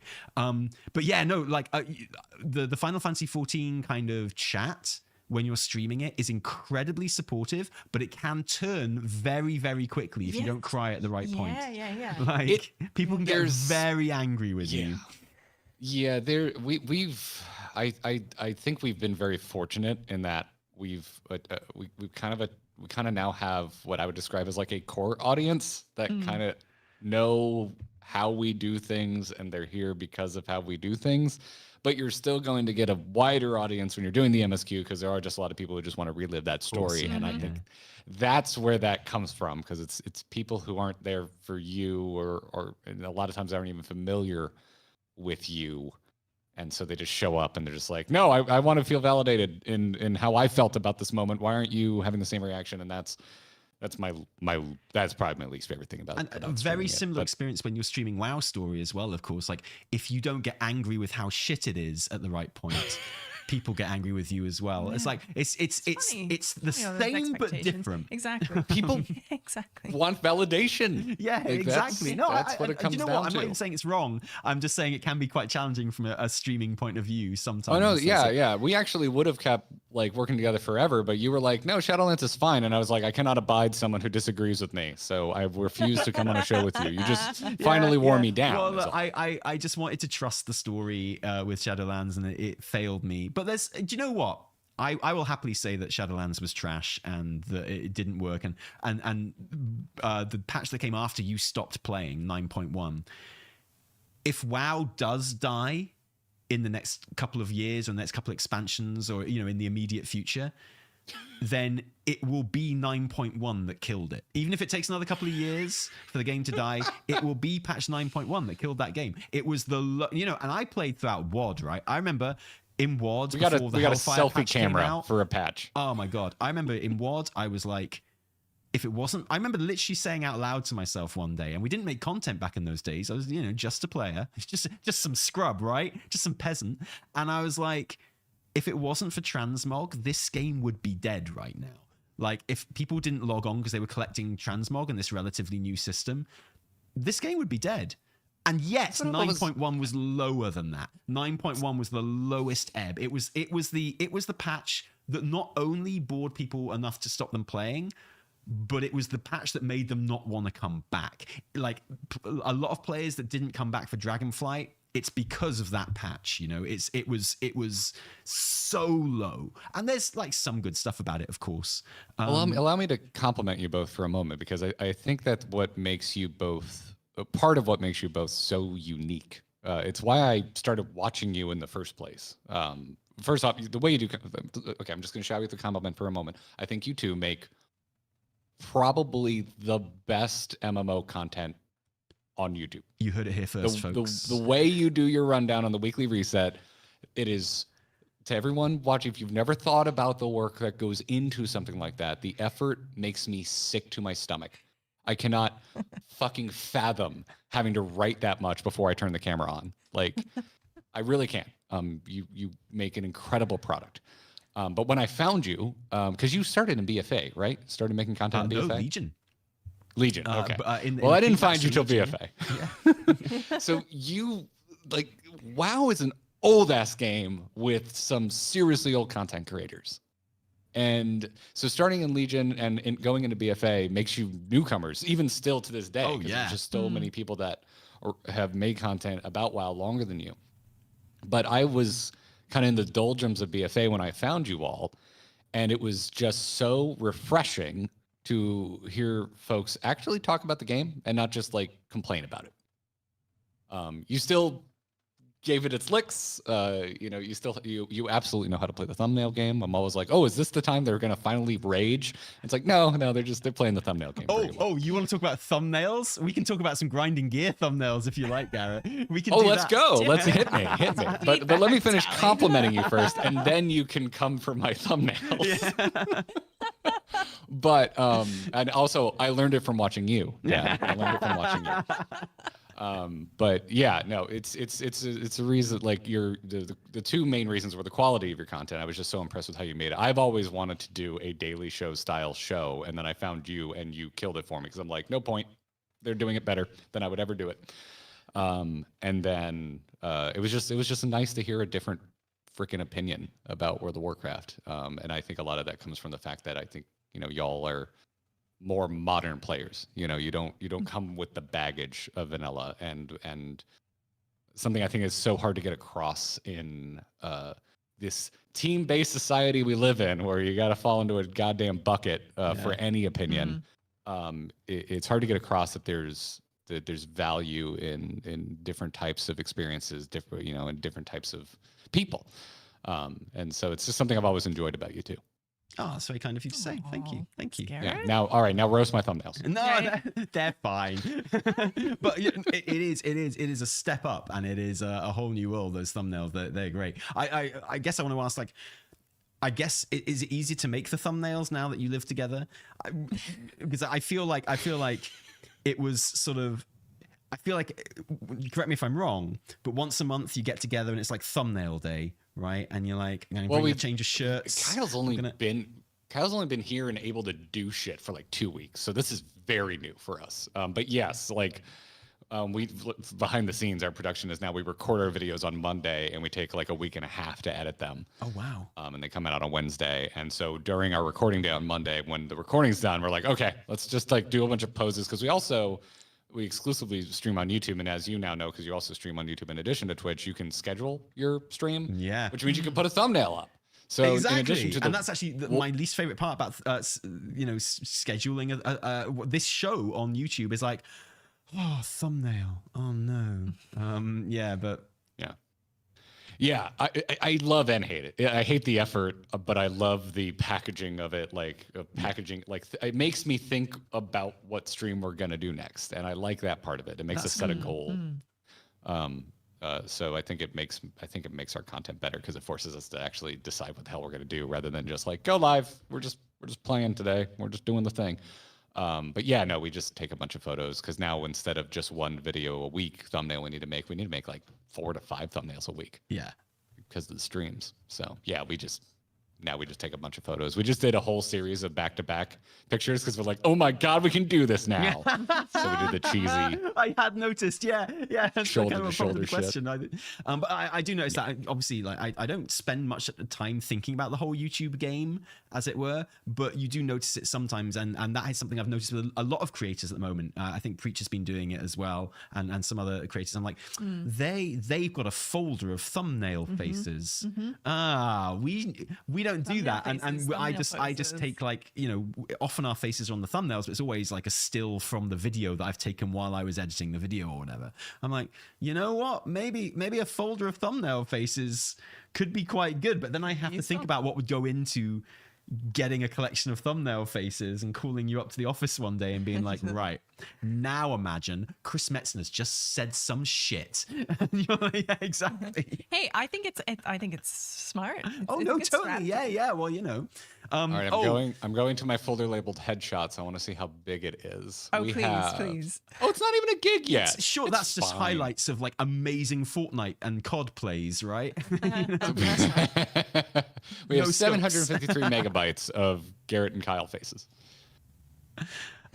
Yeah, well, I haven't. I don't think I've seen a repeat yet on your thumbnails, so that's pretty cool. I'm impressed by that. Every once in a while on a stream thumbnail, we'll just be like, I just need a shocked face, and we have a million of those now. But we try to take new pictures every week.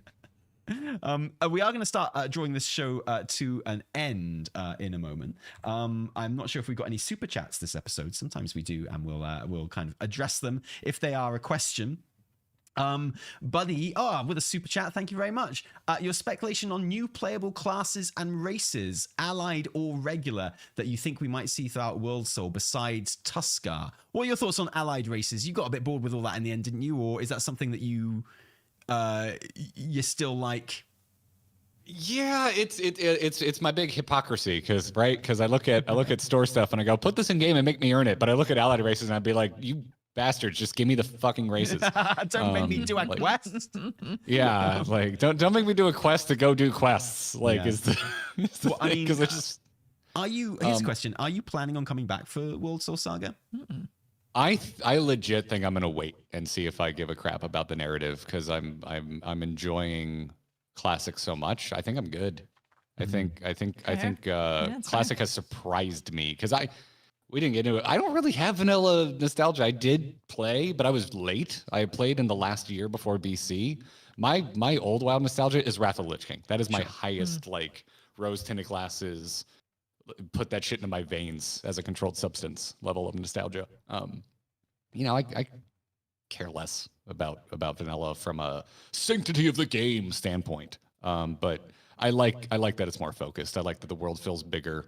I like that it's not just all about the big players. It feels more about me, my weird little individual adventures that I go out on. Yeah. Rather than just oh yeah, I got to look at Thrall while I did the cool thing. Like yeah, it's not as big of a deal for me. So one thing I will say is that the in-game cutscene game in WoW has had a massive step up this expansion. Like obviously it's never going to be at they look way 14 levels, but you do see your character do a lot more cool stuff, which I appreciate, and I'm down with that. But I'm with you. Yeah. I because we play so much 14. I saw a lot of smack talk in our chat, but I'm like, "Yep, do you remember where it came from? This is so much better. It was a massive improvement." So I guess what I'm asking is, you're not excited by the Earthen allied race? That's not going to drag you back to you're not like, oh, well, I wasn't even never been a dwarf guy. Ever, never been a dwarf guy. No. I've never seen levels of unexcitement. Usually people get pretty excited about any new allied race, and the Earthen dwarves are just like, everyone's like, I don't even, what is that? Why am I supposed to be moved?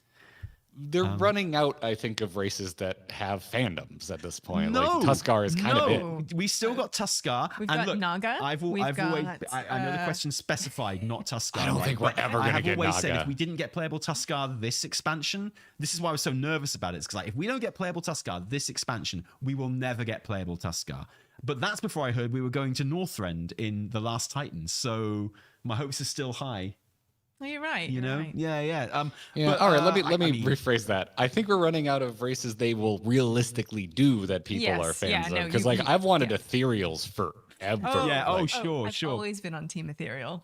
Always. But they're how do you manage armor and still make it look like an ethereal? Because the whole point is that they're semi-translucent with wraps, and it'd be very difficult to reconcile that. In many ways, the Earthen allied race being a thing, it should encourage you, because it's like, now if they make Earthen allied race, there is no barometer for quality on this. Okay, if you've got an allied race that you want, no matter how boring and shit and useless it might be, it could happen. This is what the Dwarfen allied race, the Earthen allied race proves. It's like, if you come up with an idea and you're like, I'd quite like to play this. Oh, but that's so boring and dumb. They'd never do that.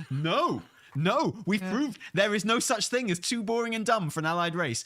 Earthen has proved that. Earthen has put the bar through the floor to the extent that now anything can be an allied race, literally anything. So go wild, man, whatever you like. I remember when I was really into WoW, my dwarf friends, man, they were passionate. I'm assuming someone's really stoked about the Earthen. Even dwarf fans don't care about Earthen, because it's like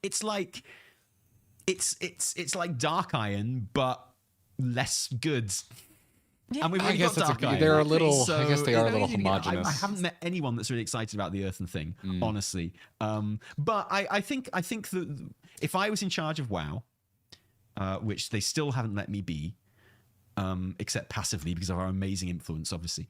But if I was in charge of WoW, I would drop the Ogre allied race, 100%. Yeah, that's what I would do. Cool. It'd be a playable race rather than allied race. But I want different body types, I think, more than I want a new race at this point. Yeah, good shout.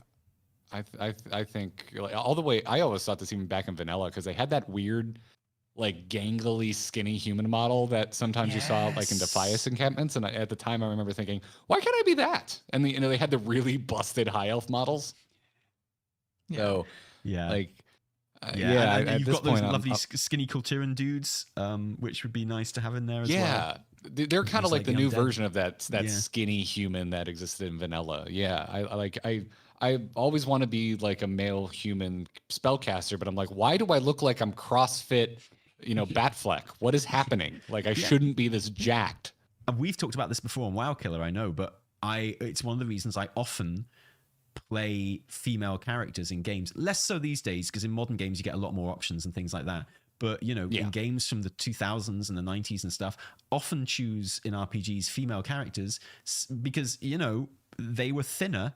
And actually, I related to their body shape more as like a skinny guy than I did kind of like the typical male model that you get in those games of like absolutely stacked dudes, right?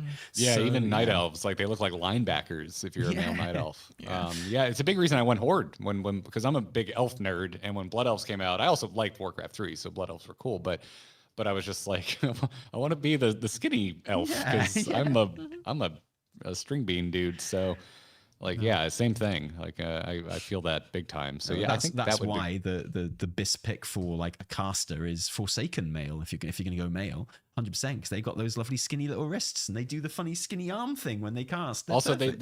they do the rock on symbol when they cast for like Shadow Bolt, and that shit rules. Cool. So there's always that. I love that. But I think the smart money for an allied race, to answer the question, sorry, that we were asked, the smart money is probably on like some kind of Nerubian. They have, obviously we know the Nerubians are a big like kind of part of the story, and it's where the first raid is and stuff like that.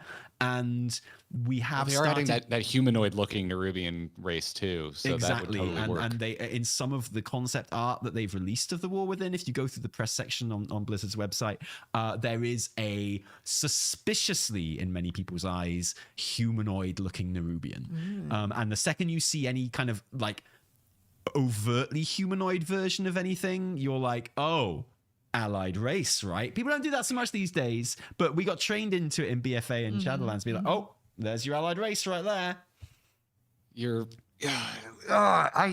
selling me. Maybe I legit probably because we started this by you being like, so when you fell off in Shadowlands, and that reminded me of how angry I was. I forgot that we're doing a bunch of Nerubian shit right out the gate, and I love Nerubian shit. So maybe I won't wait. Maybe I will just jump in. Wait, maybe if I told you, I tempted him by mistake, and if I'd done it in the style of Chris Metzen, maybe that would have pushed him over the edge, and we get a commitment from him. It's like, I'll shave your head, and then we'll talk. They're like the old Nerubians, but better. I love Chris Metzen.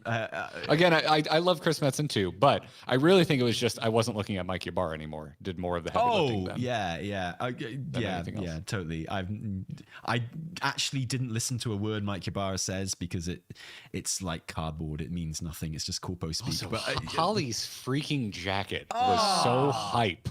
It was so hype. So good. Yeah. I wish I could pull something like that genuinely, off. I'm a big fan of Metzen being back. I think it's good for the game, but I also think it's good for the community, and that's fine in itself. Like, that's a good enough reason to have him back, honestly. I think it's good for the game as well, but I think the main thing is it's great for the community that he's back. I think... He was our DM. Like, he was our DM. Like, you need your DM. Oh, exactly, man. And like, I love it, and I love that they've pushed this high concept thing of the World Soul Saga through, and I don't think anyone else would have been able to do that. Like, I don't think any other game director would have been able to swing that. I don't think they would have let them do it. But with Chris, it was like, yeah, we'll let you do this. It will be fun. We trust you. And people talk a lot about the Metzen effect and the effect it's having on WoW. And like gameplay wise, yeah, like I say, WoW's in a great place at the moment. And optimism around WoW is very, very high, which is fantastic.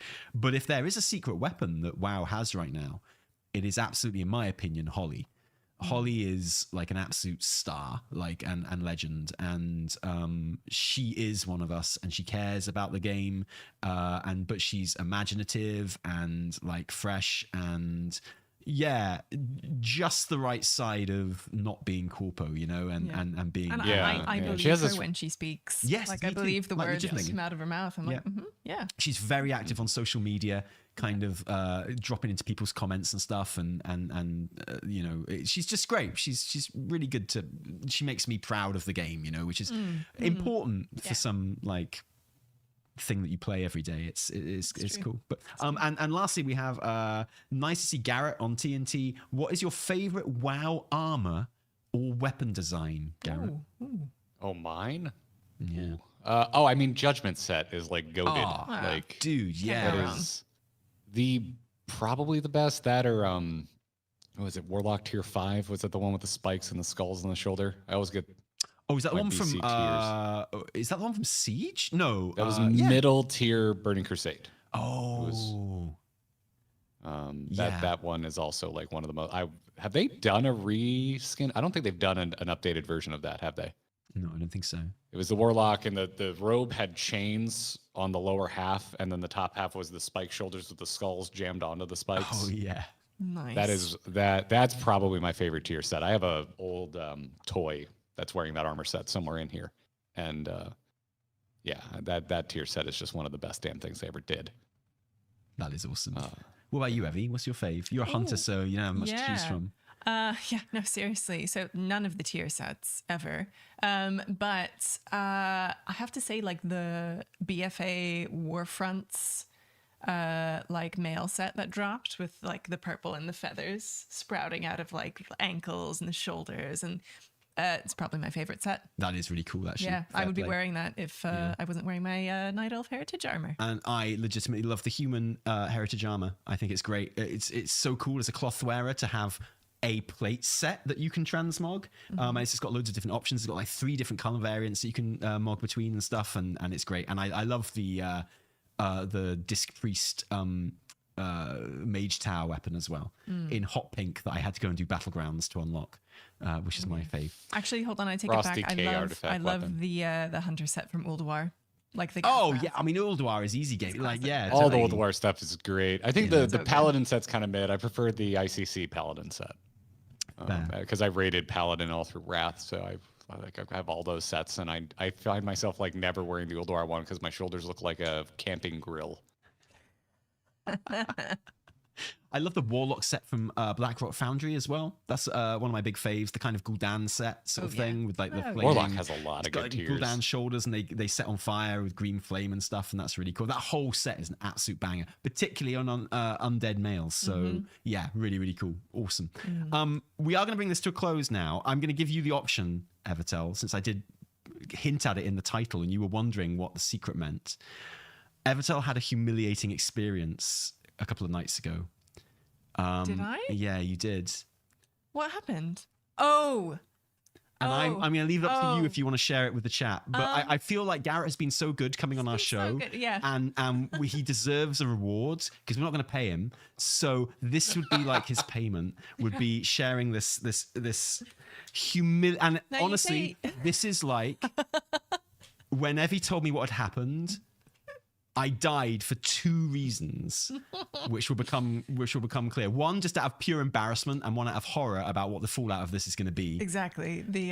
We may never recover. So a few nights ago, I was just downstairs, and Tali was working away, editing a video, and the kids had just gone to bed. I decided to put on a movie, and I put on, oh my God, what's it called?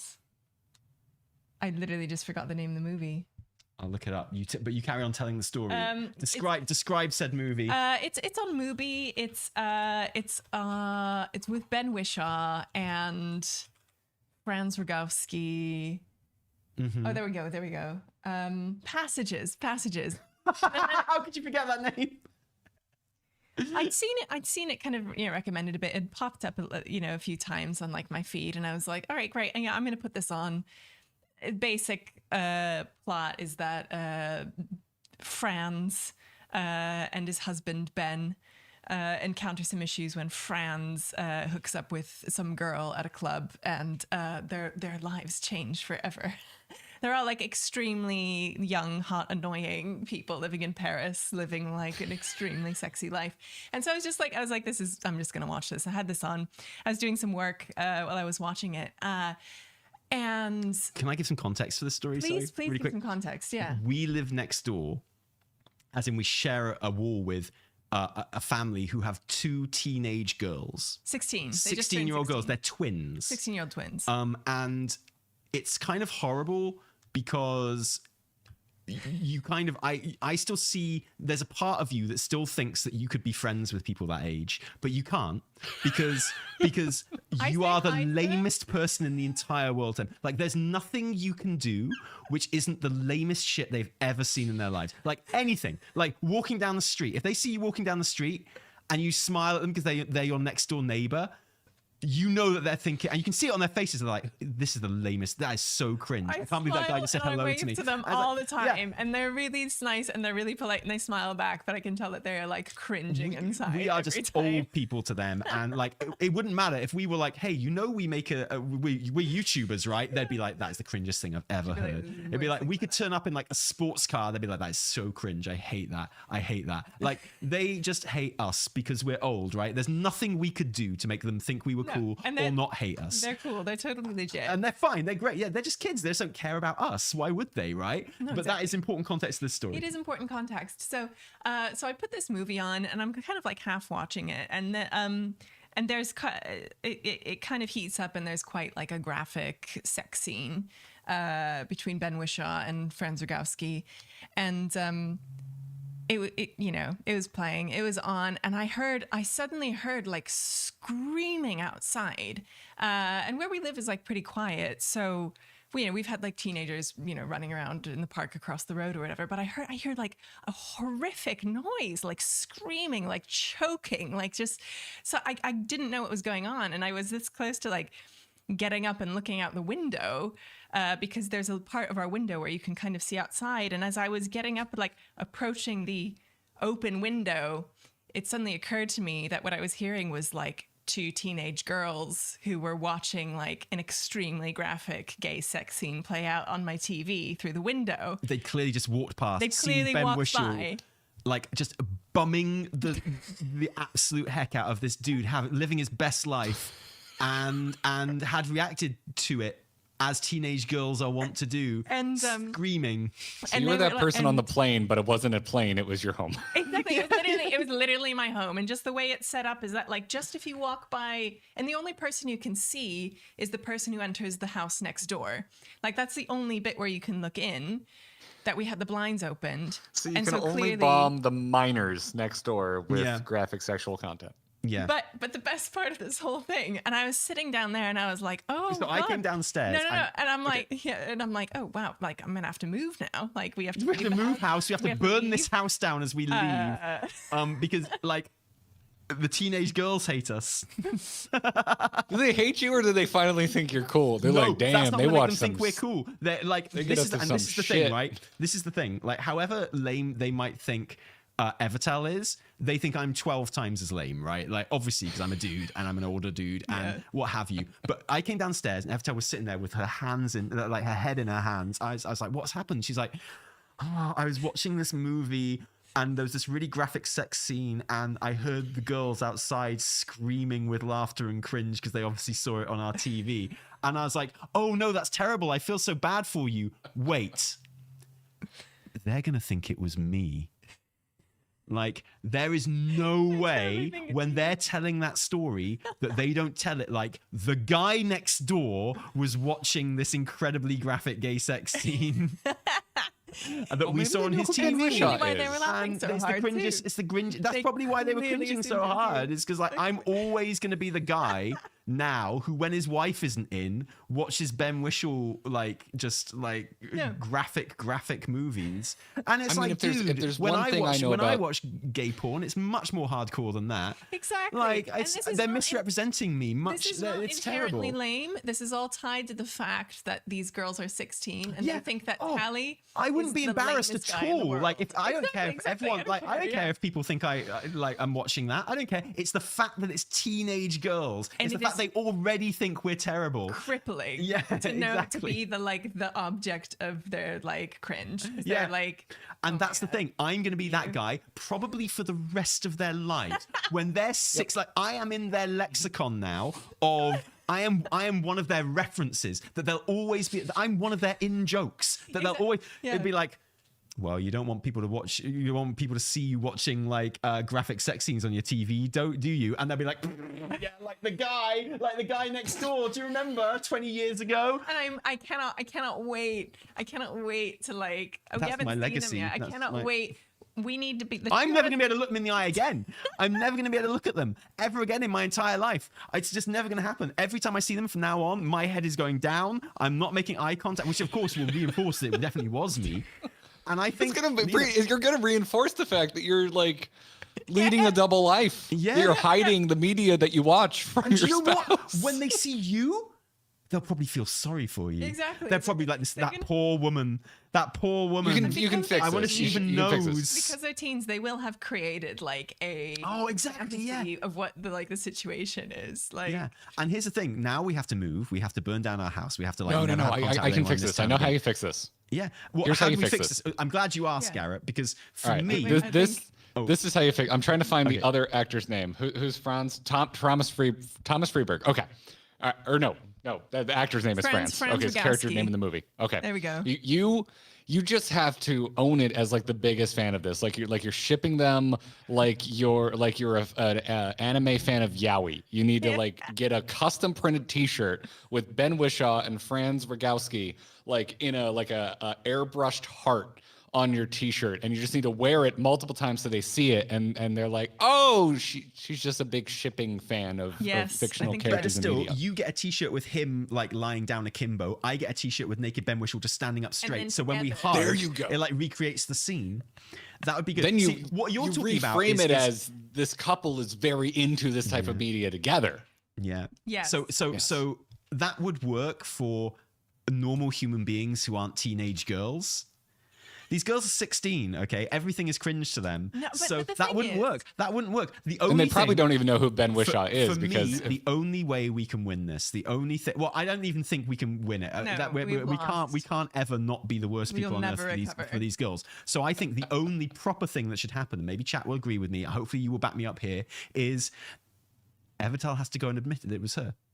Evitel has to go to their house. She has to knock on the door, and she has to say to Steve, our neighbor, when he answers, I'm really sorry, I was watching a really graphic sex scene in a movie the other day, and I'm pretty sure your girls saw me, Evitel, watching it, and can you just apologize to the girls from me, Evitel, that I didn't close the curtains before I watched that very graphic sex scene. I hope it didn't upset them, and I hope that's okay. So at the very least, they know it wasn't me.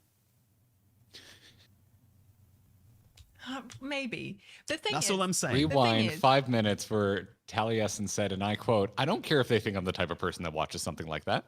No, but I don't care if anyone else thinks I do, because, hey, man, like, that's awesome. Yeah, exactly. In fact, like, I haven't seen this movie, but I really want to, because obviously, it's pretty good. when Evitel told me the story, the first thing I did was I went on Google and I Googled like stills from it that I just put into Google Ben Whishaw like gay sex scene, and I got loads of stills from it, and it looks brilliant. It looks like an awesome movie. I can't wait. I'm gonna watch it, but I'm gonna wait till you're out, and I will close the curtains. I've learned my lesson. You come over with that scene on the phone. You're like, so the other day your daughter saw me watching this, and you just thrust it upon the parent. That's the thing. It's like they clearly. I don't know if they've kept this to themselves. I don't know if they've been like, Mom, Dad, you will never believe what we just saw, like our neighbor Tali watching on his own while his wife was out. Like, so, and I haven't seen them, so I'm just waiting to like see any of our neighbors. Do you think that's a reason you haven't seen them? Do you think it's because they're hiding from us the whole time? Yeah, exactly. And like these girls probably made a TikTok about it. Like, there's probably. But to be clear, just in case people aren't familiar with us and like who we are and our beliefs and stuff, like there is nothing to be embarrassed about to be seen watching this movie. No, like, it was and great. we're not suggesting there is. The only embarrassing thing about this situation is that it's two teenage girls who think we are cringe and terrible anyway. I think we're extremely lame. that is the embarrassing thing about this story. Exactly. Like I you know, I'm very in touch with my bisexual side. It's all good. And I bet they're like super, like they're Gen Z. Are they? They're younger than Gen Z? They're like they're super going to be super open-minded about everything, like most Gen Zers are, and they don't care. They think this is going to be the bomb. But it is the misunderstanding that is extremely hilarious.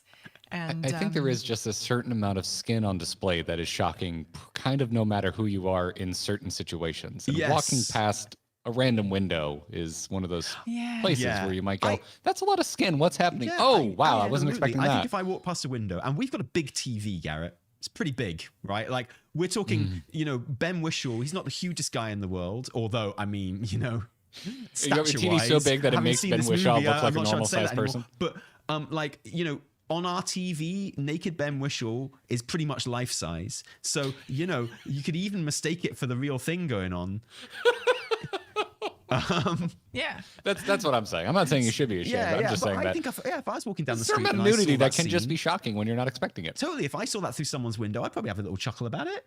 I'd probably come home and say, "Hey, Steve was watching some pretty hardcore movie." Like, yeah, totally. Anyway, that was really sorry about that. Get that off my chest. But it is absolutely like if you have never been the subject of like a teenager's laughter at how cringe you are, you have something not I'm getting pain. more and more used to as I get older as well. Honestly.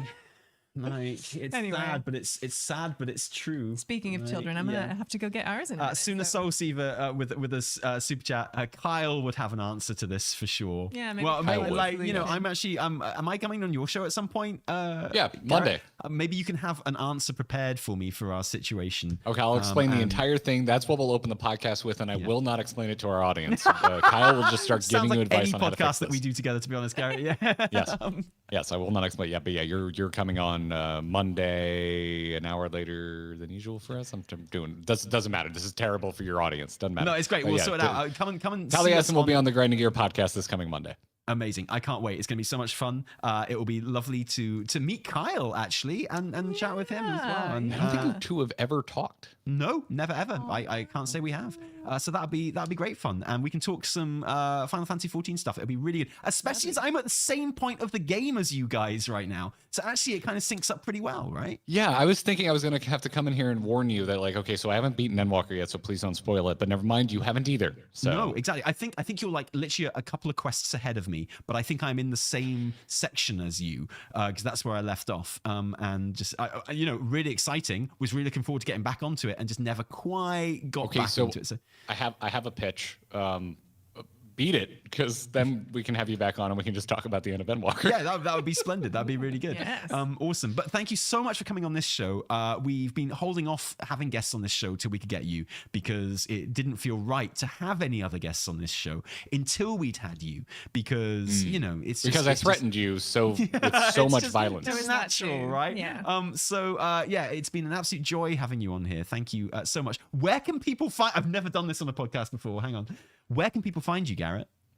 Well, just search for Grinding Gear on YouTube, and you'll find us. Look for the two dudes making stupid faces, and you'll find us. That's what I was watching a few days ago on the TV.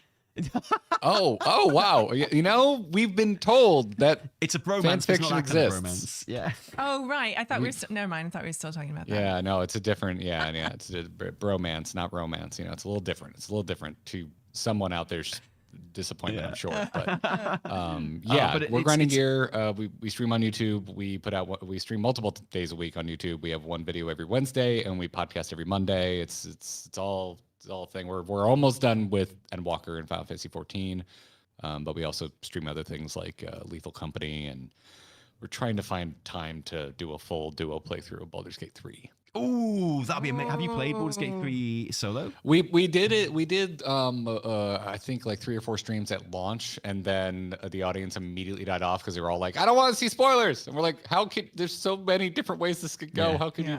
We didn't feel like fighting about it, so we're like, "Okay, we'll wait until people have had time." I think doing it as a dual stream is absolutely the way to go. Like that's 100%. How we played the entire game, and we did it from launch, and we play so slowly when we play together that there were no spoilers. Everyone was always ahead of us the entire time.